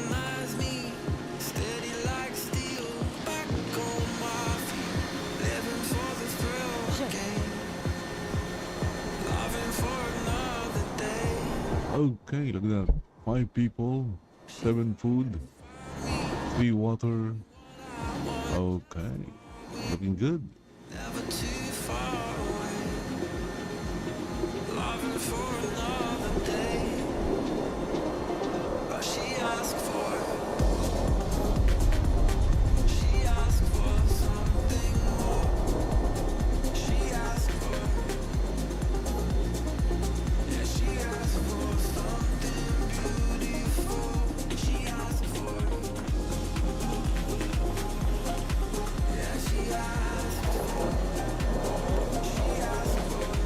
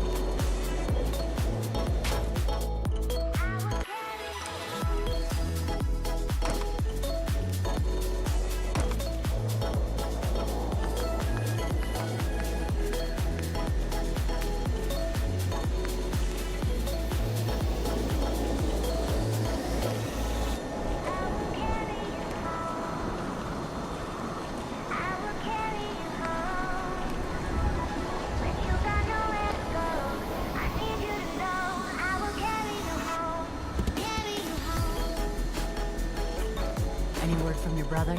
Nothing yet. He's been missing so long, I don't think there's much hope.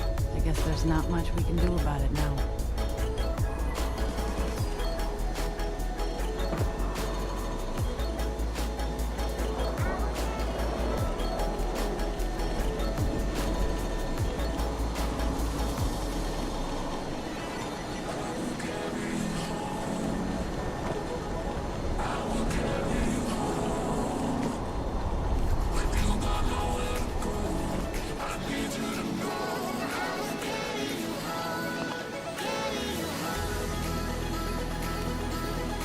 Ooh, I can't place it.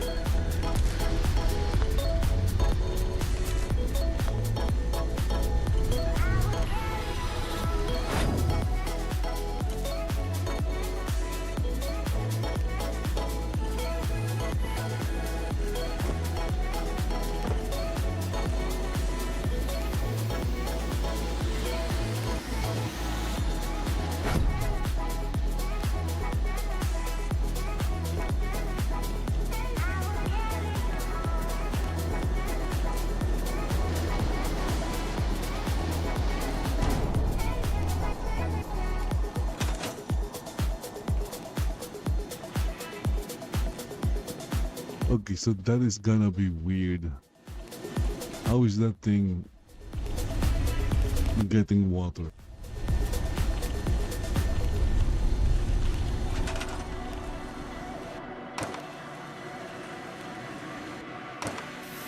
Hey, desire, burning like a fire. What you gonna do when it crumbles down? Won't you get higher, down to the wire? Will you let it burn till we almost drown? Higher, goodbye, honey, where do we lie? Where you're headed, am I going there too? I don't wanna ask why, wanna give this a try with you. And if you wanna go, I'll follow. I won't let you go alone, 'cause it's a big pill to swallow, but you won't do it on your own. And if you wanna go, I'll follow. I won't let you go alone. I don't care what happens now, where we go, how far and how. If you wanna go, I'll follow.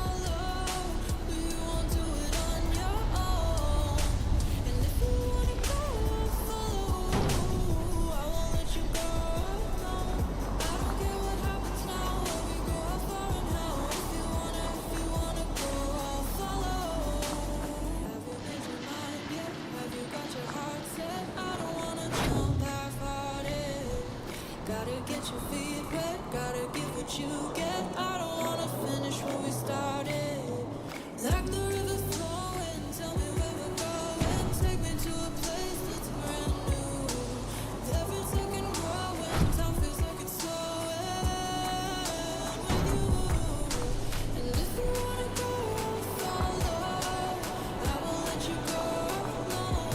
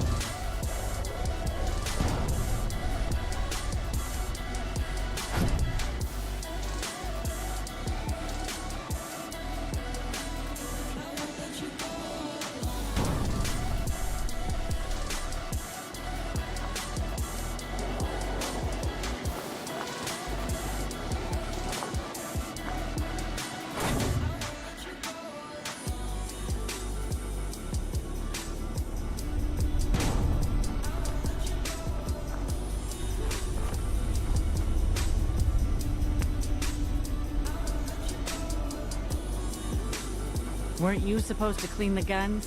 It's on my list. We'll consider this a friendly reminder.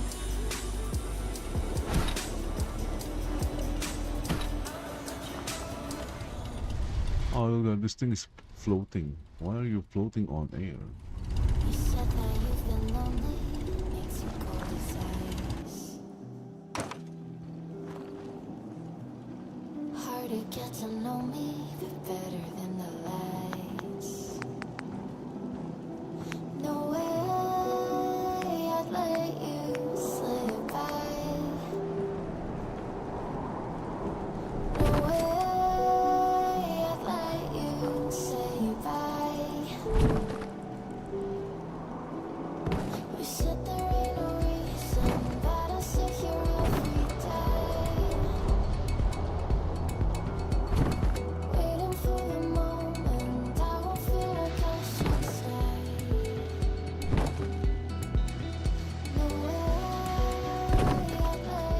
having trouble sleeping?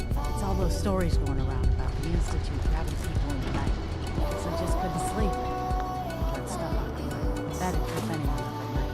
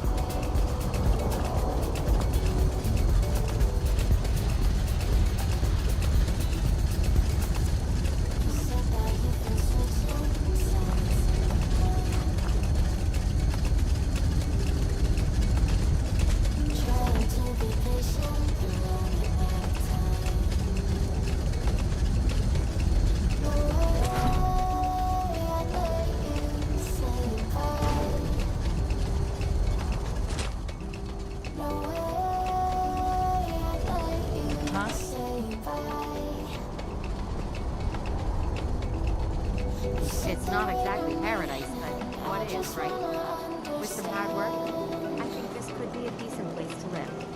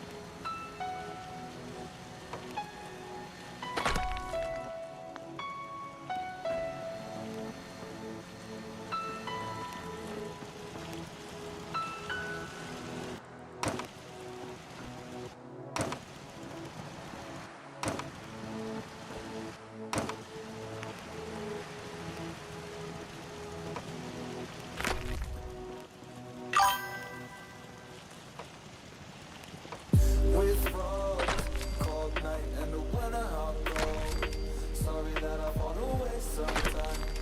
Sorry that I fall away sometimes. Yeah, the end. About to end it all on the weekend.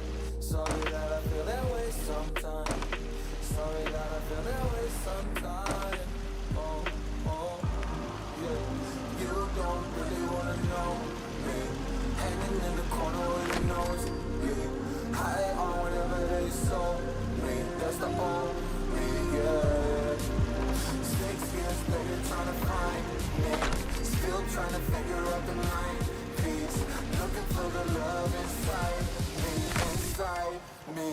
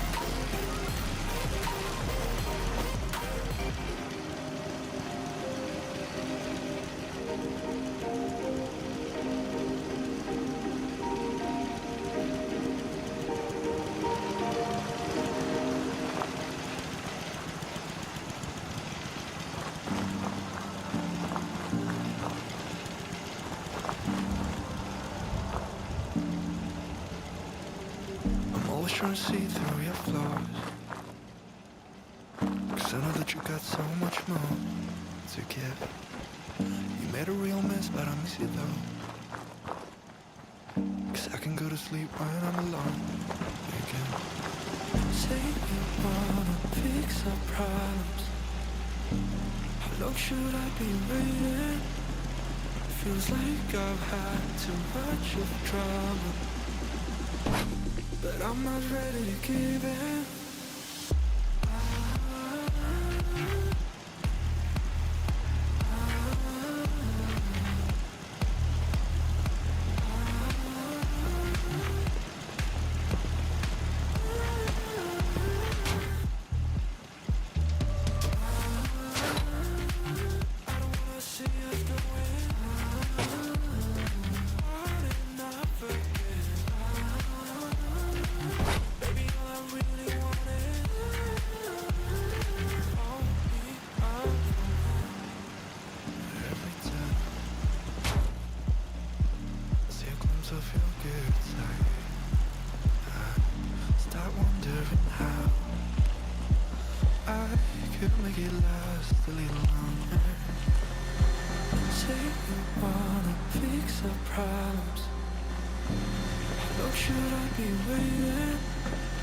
Feels like I've had too much of trouble, but I'm not ready to give in.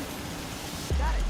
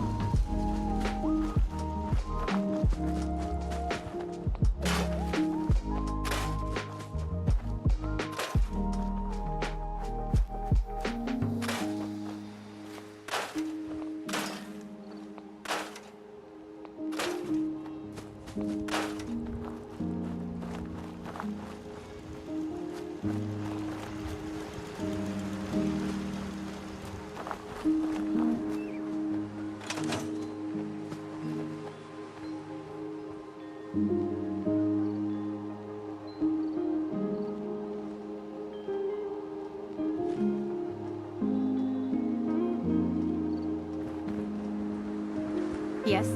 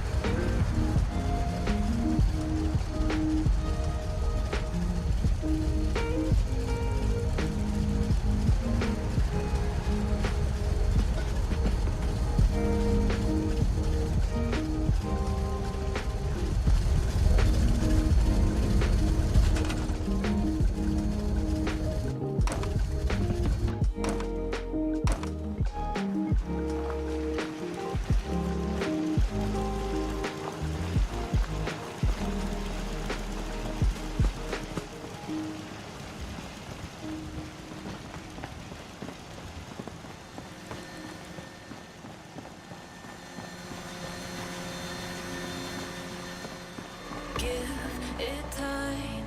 I know that I'm not easy. This cold heart of mine, she really took a beating before you. You stuck through blizzards, winter nights with you. Now I'm blooming just for you. For you. There's nothing I wouldn't do. For you. There's nothing I wouldn't do. For you. There's nothing I wouldn't do. For you. There's nothing I wouldn't do. For you. For you.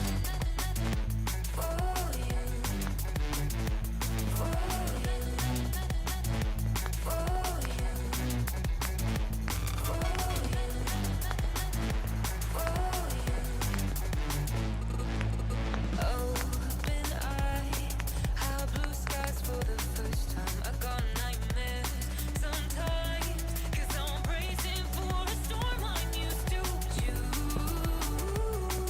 You stuck through blizzards, winter nights with you. Now I'm blooming just for you. For you, there's nothing I wouldn't do. For you, there's nothing I wouldn't do. For you, there's nothing I wouldn't do. For you, there's nothing I wouldn't do.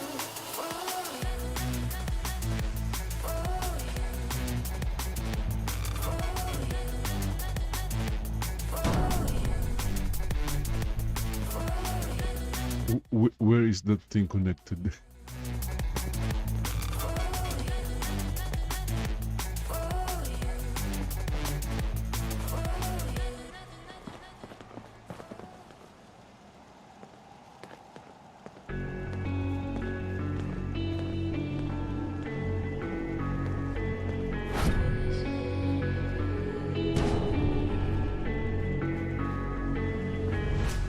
Quiet's driving me insane. Silence rattles in my brain. Yeah, I gotta get away. Always waiting for the fall, so I built my towers tall, wandering through these empty halls. Break the cycle down, walls are coming down. I gotta make it out, yeah, yeah.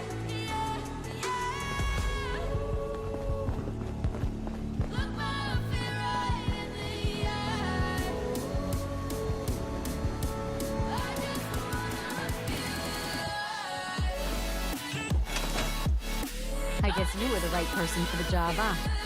Thanks, friend.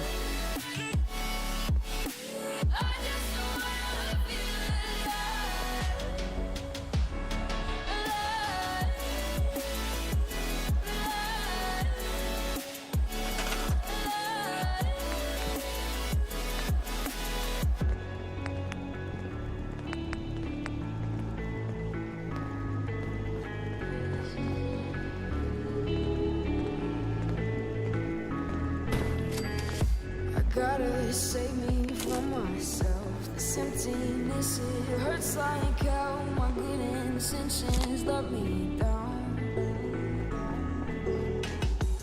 I keep getting in my way. My stubborn pride will dig my grave. Leaving behind with every step I take. Yeah, circle down, walls are coming down.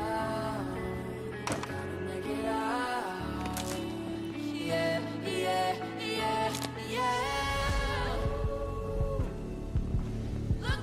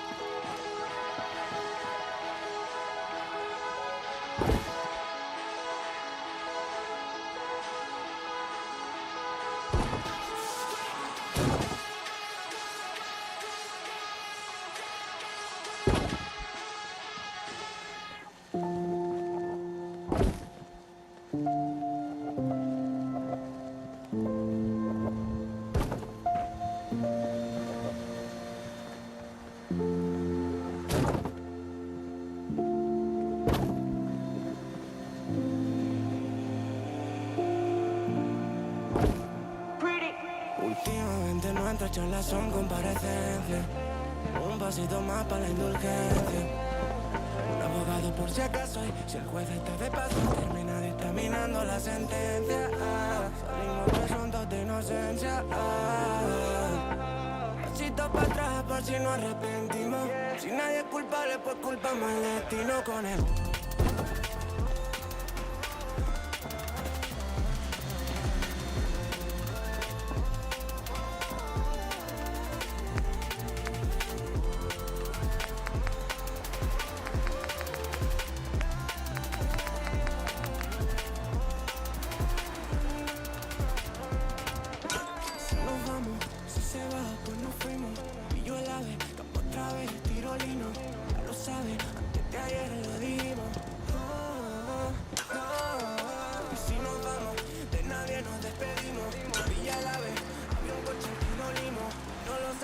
Pero hace 5 dimos. Nena, por tu forma de hablar, intuyo que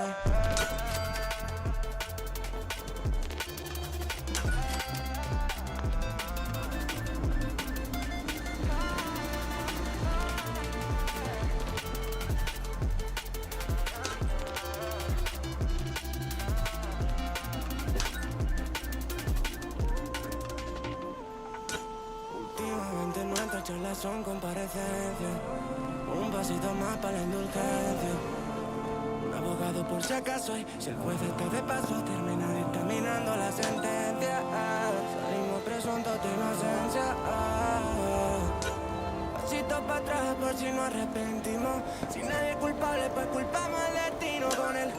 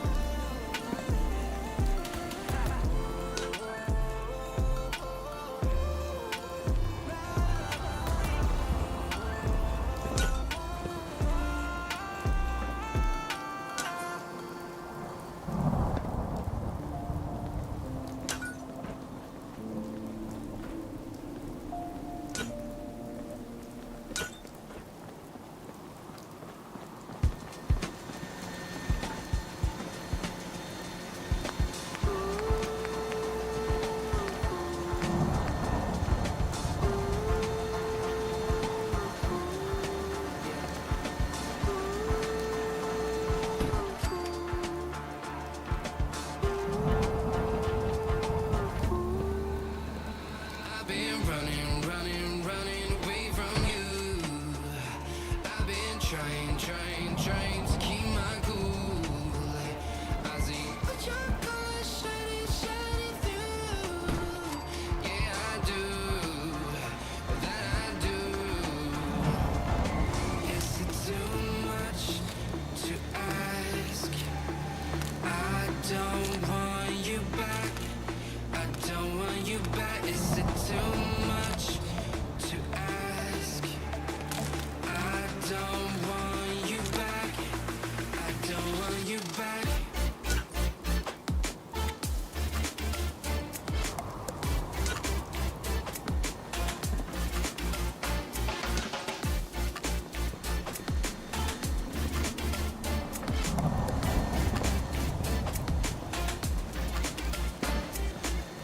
No matter the distance I cover, you always there. Just rather please let me find another.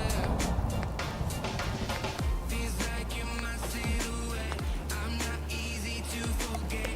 Pretend that we never met.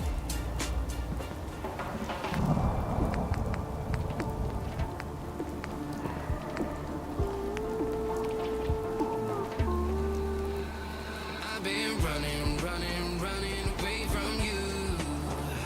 I've been trying to keep my cool. I see what your colors shining through. Yeah, I do. That I do. Is it too much to ask? I don't want you back. I don't want you back. Is it too much to ask? I don't want you back. I don't want you back.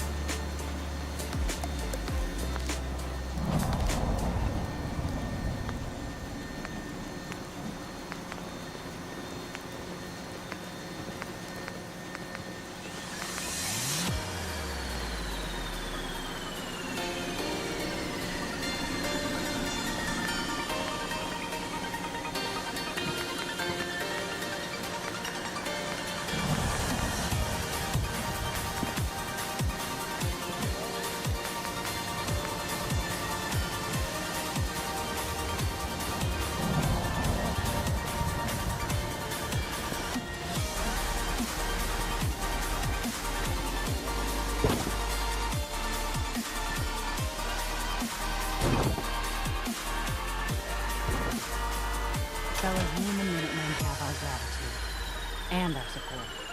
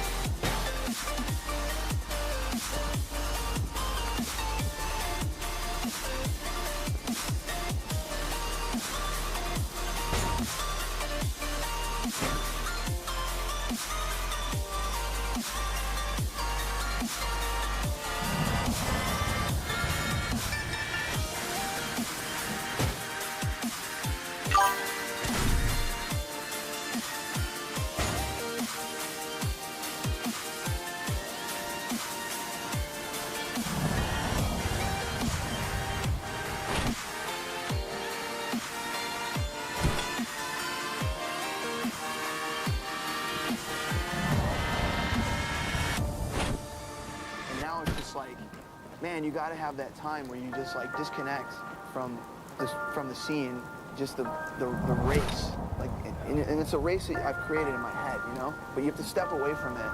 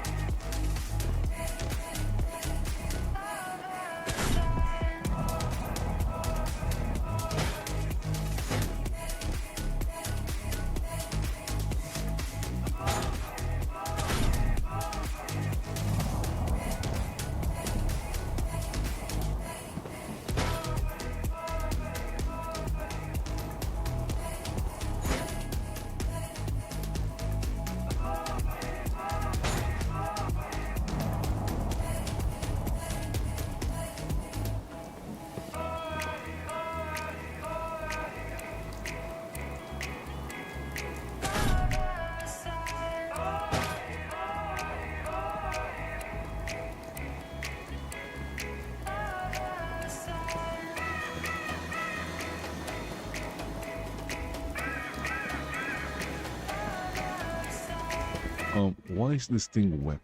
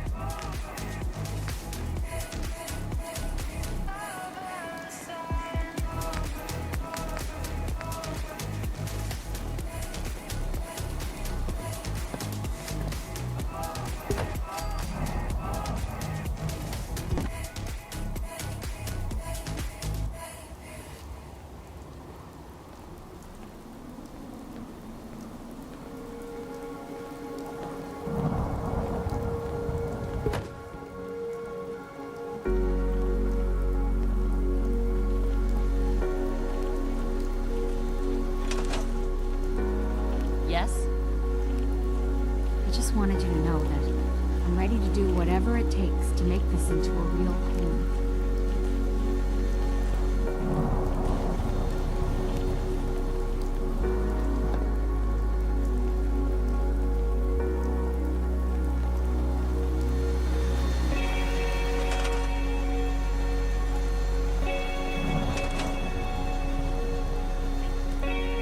It's not everything we expected, but we're willing to work hard to make this a home we can be proud of.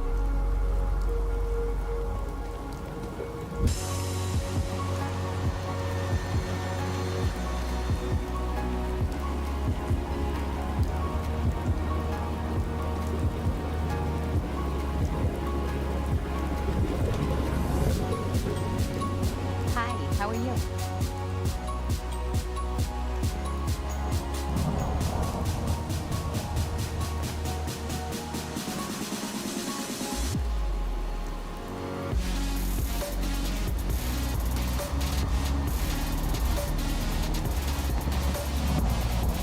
Nothing stays hidden forever. Not by my side.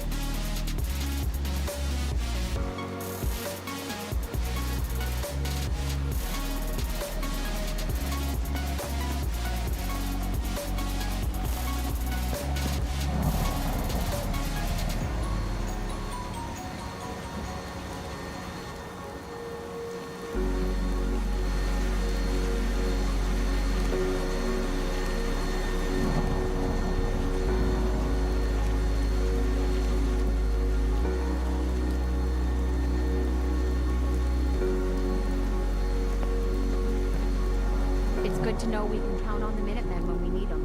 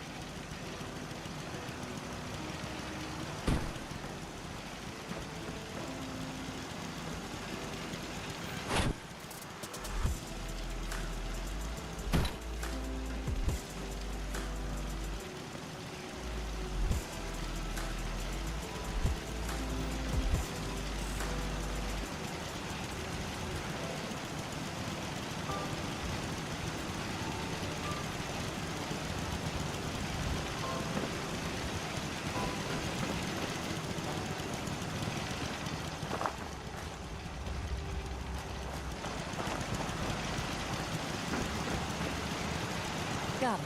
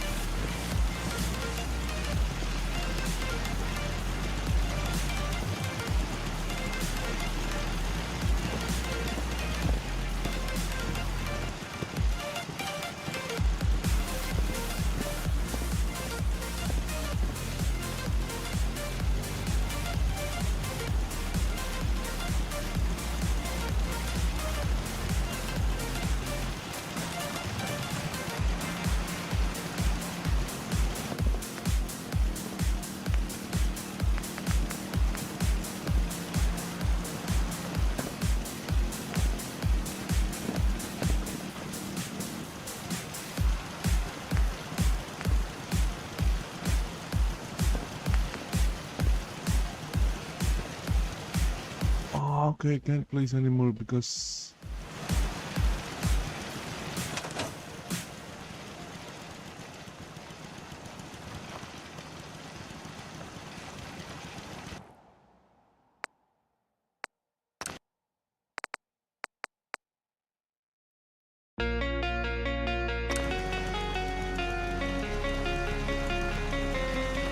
Yeah?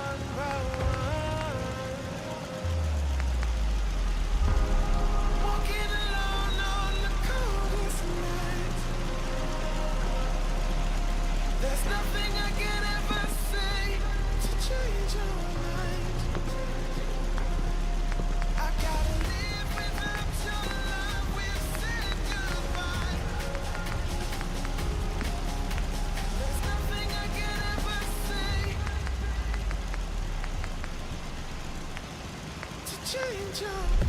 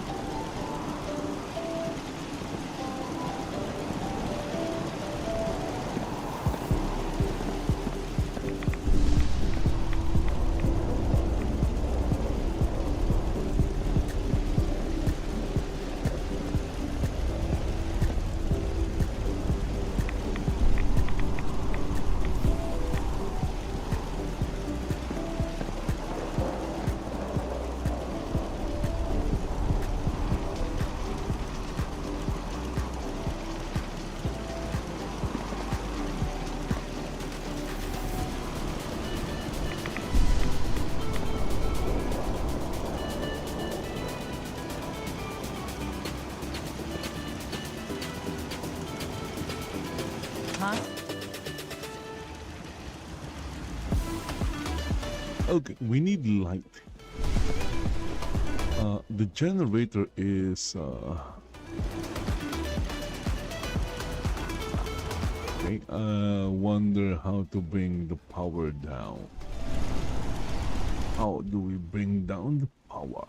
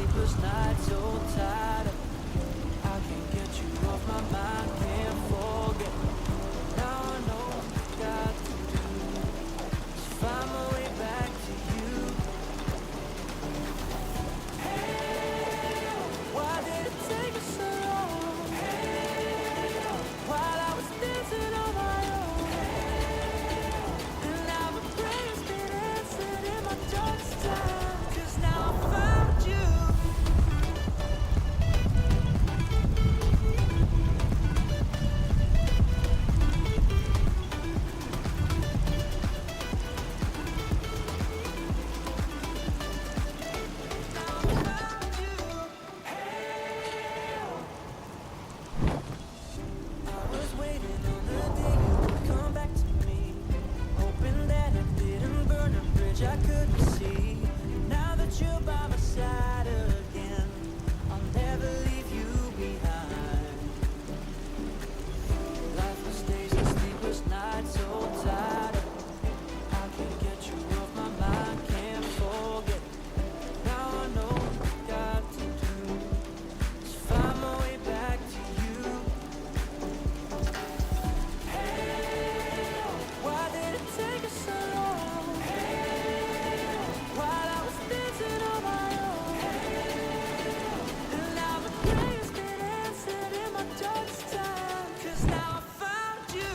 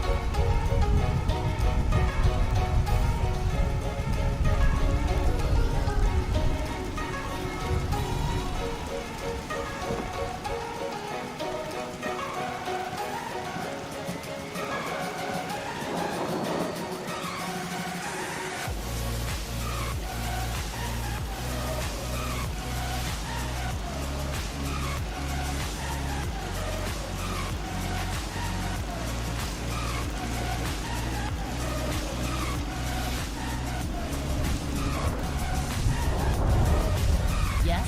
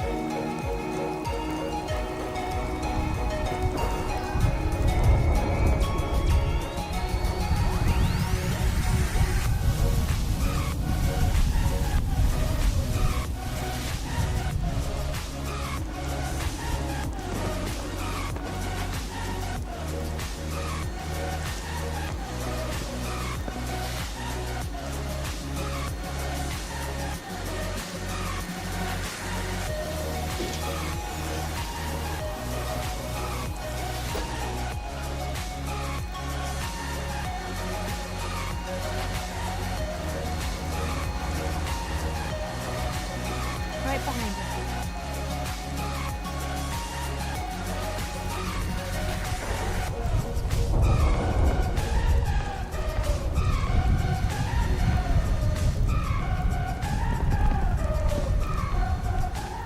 Huh? It's good to know we can count on you when we're in trouble. It's nice to have a positive outlook on the future for once.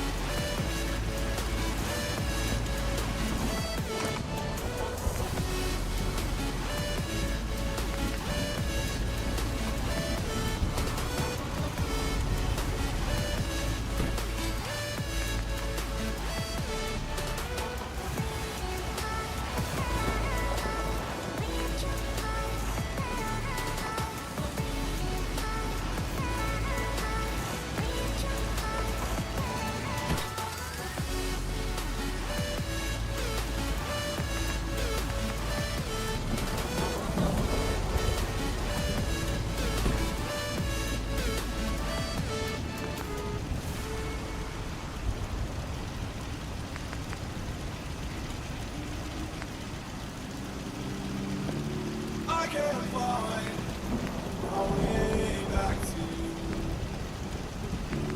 till you make amends with the demons you've been through. I can't regret leaving you alone till you find your way back home.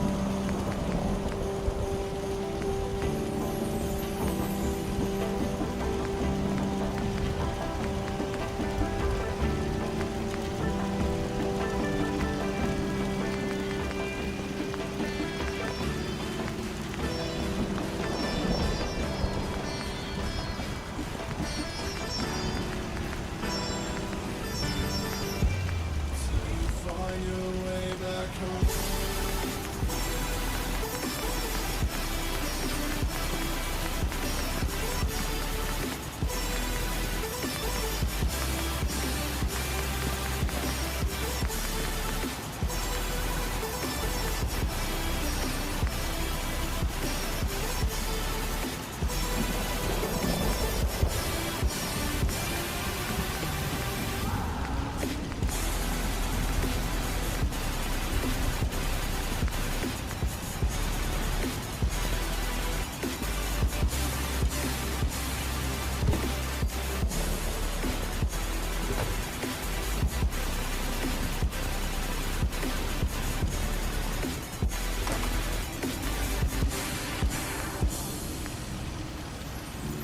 Don't let me drown.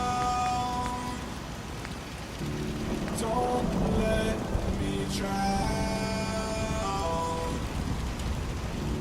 Don't let me drown.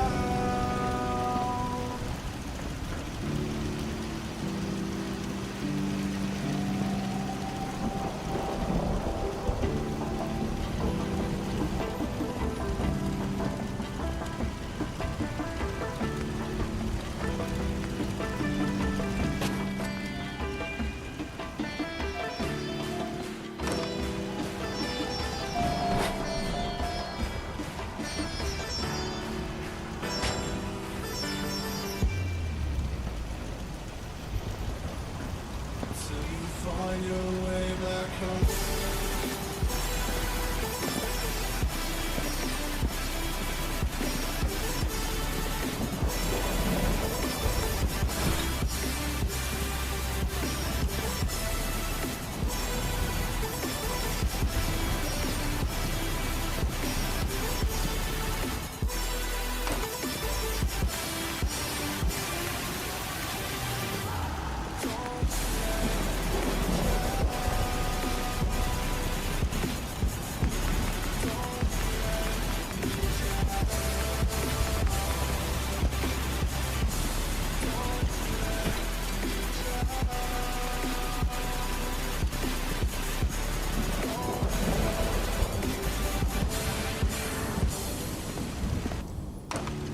I can't regret leaving you alone till you find your way back home.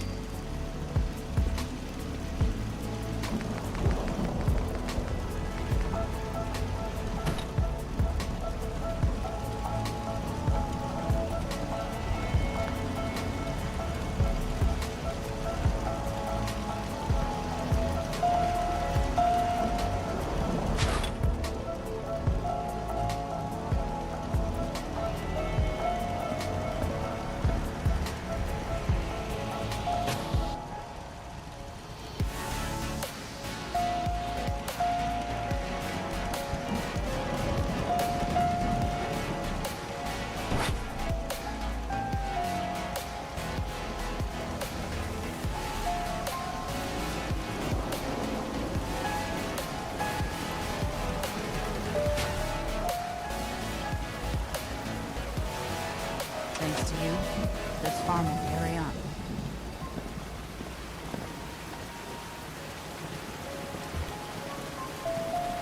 It's good to know we can count on you when we're in trouble. I guess you were the right person for the job, huh? Thanks, bud.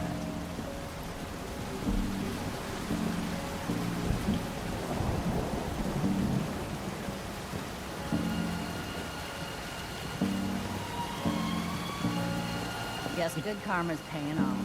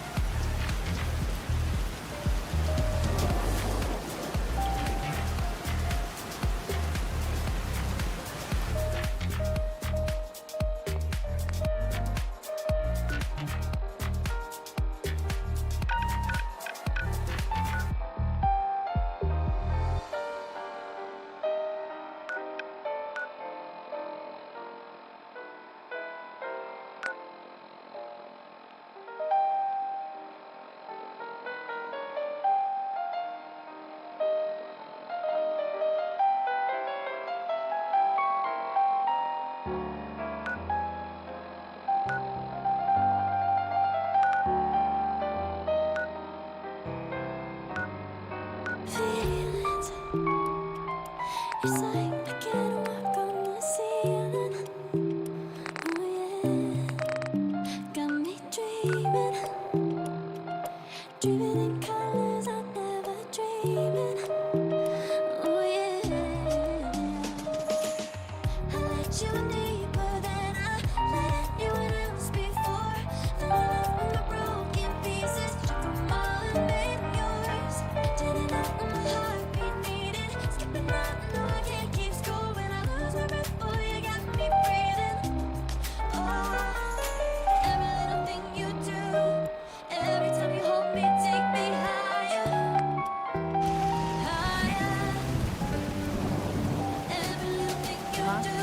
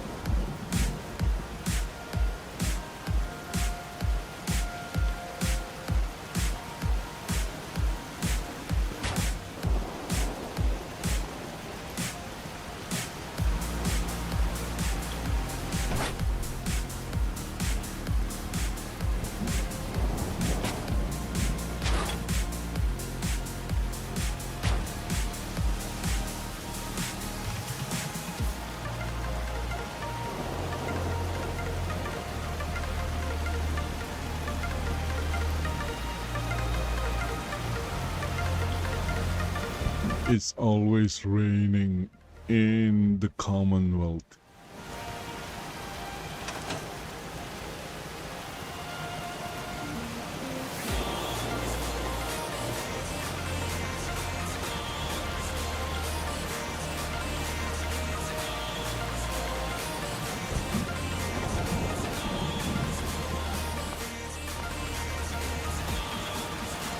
That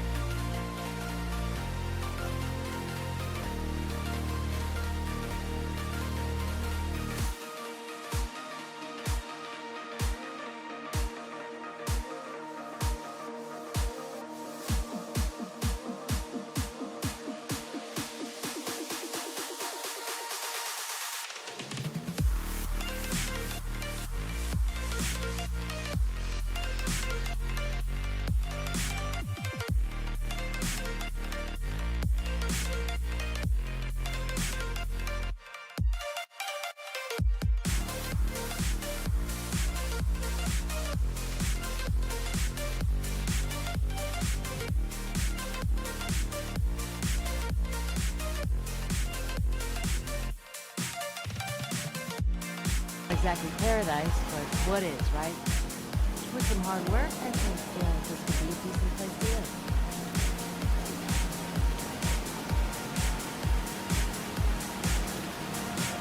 It's good to know we can count on you like that.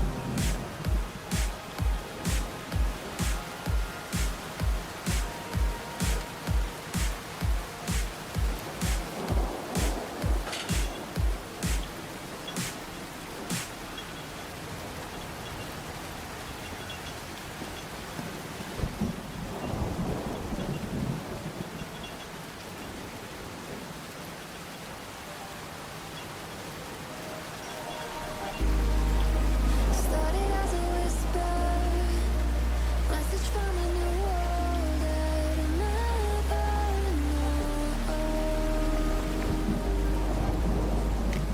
Something about it felt like it been waiting my whole life. Is this so? I can hear reason calling my name, and I feel angels around when I start to sing, and suddenly it feels like how is this so?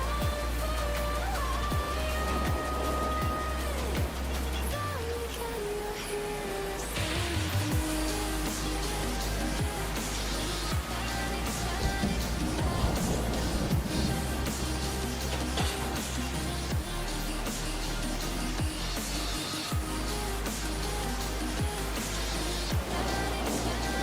I just wanted you to know that I'm ready to do whatever it takes to make this into a real thing.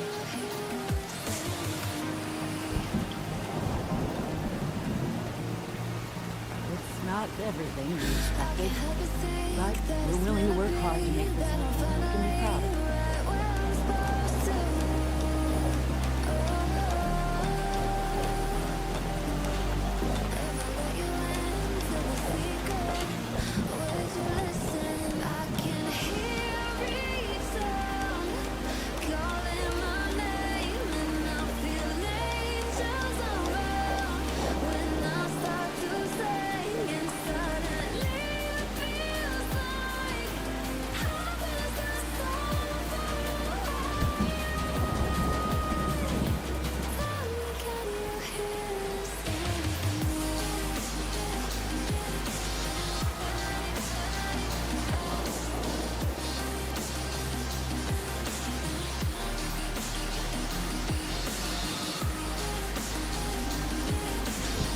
Okay, why is rain going through the ceiling?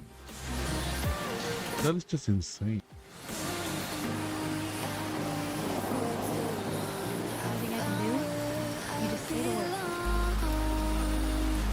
I can hear it, I can hear it, oh, I can't stop the rush, every note I touch, I can feel it saving me, can you hear the symphony?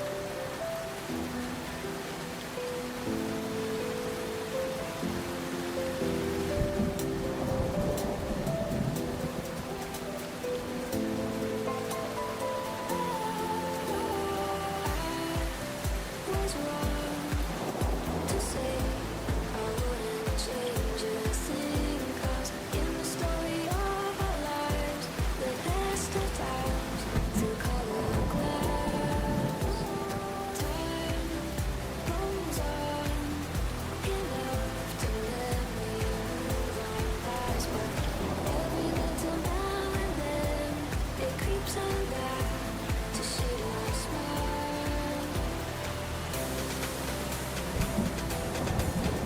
Yes?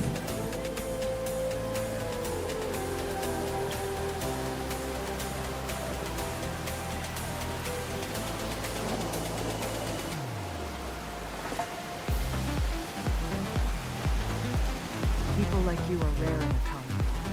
I'm lucky you came.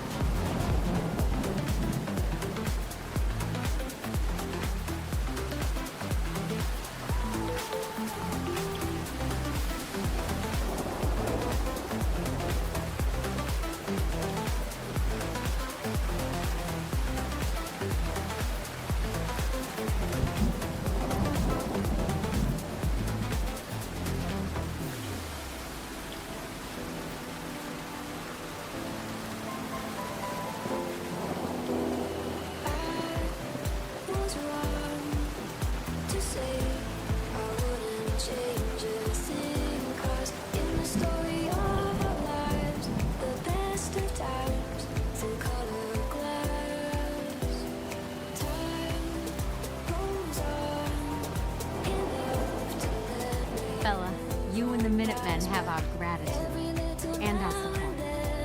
It's nice to have a positive outlook on the future for once.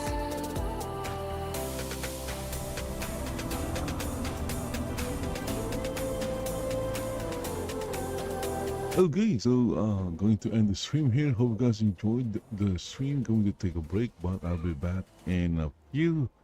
Again, thank you for watching, and bye bye for now. Yes?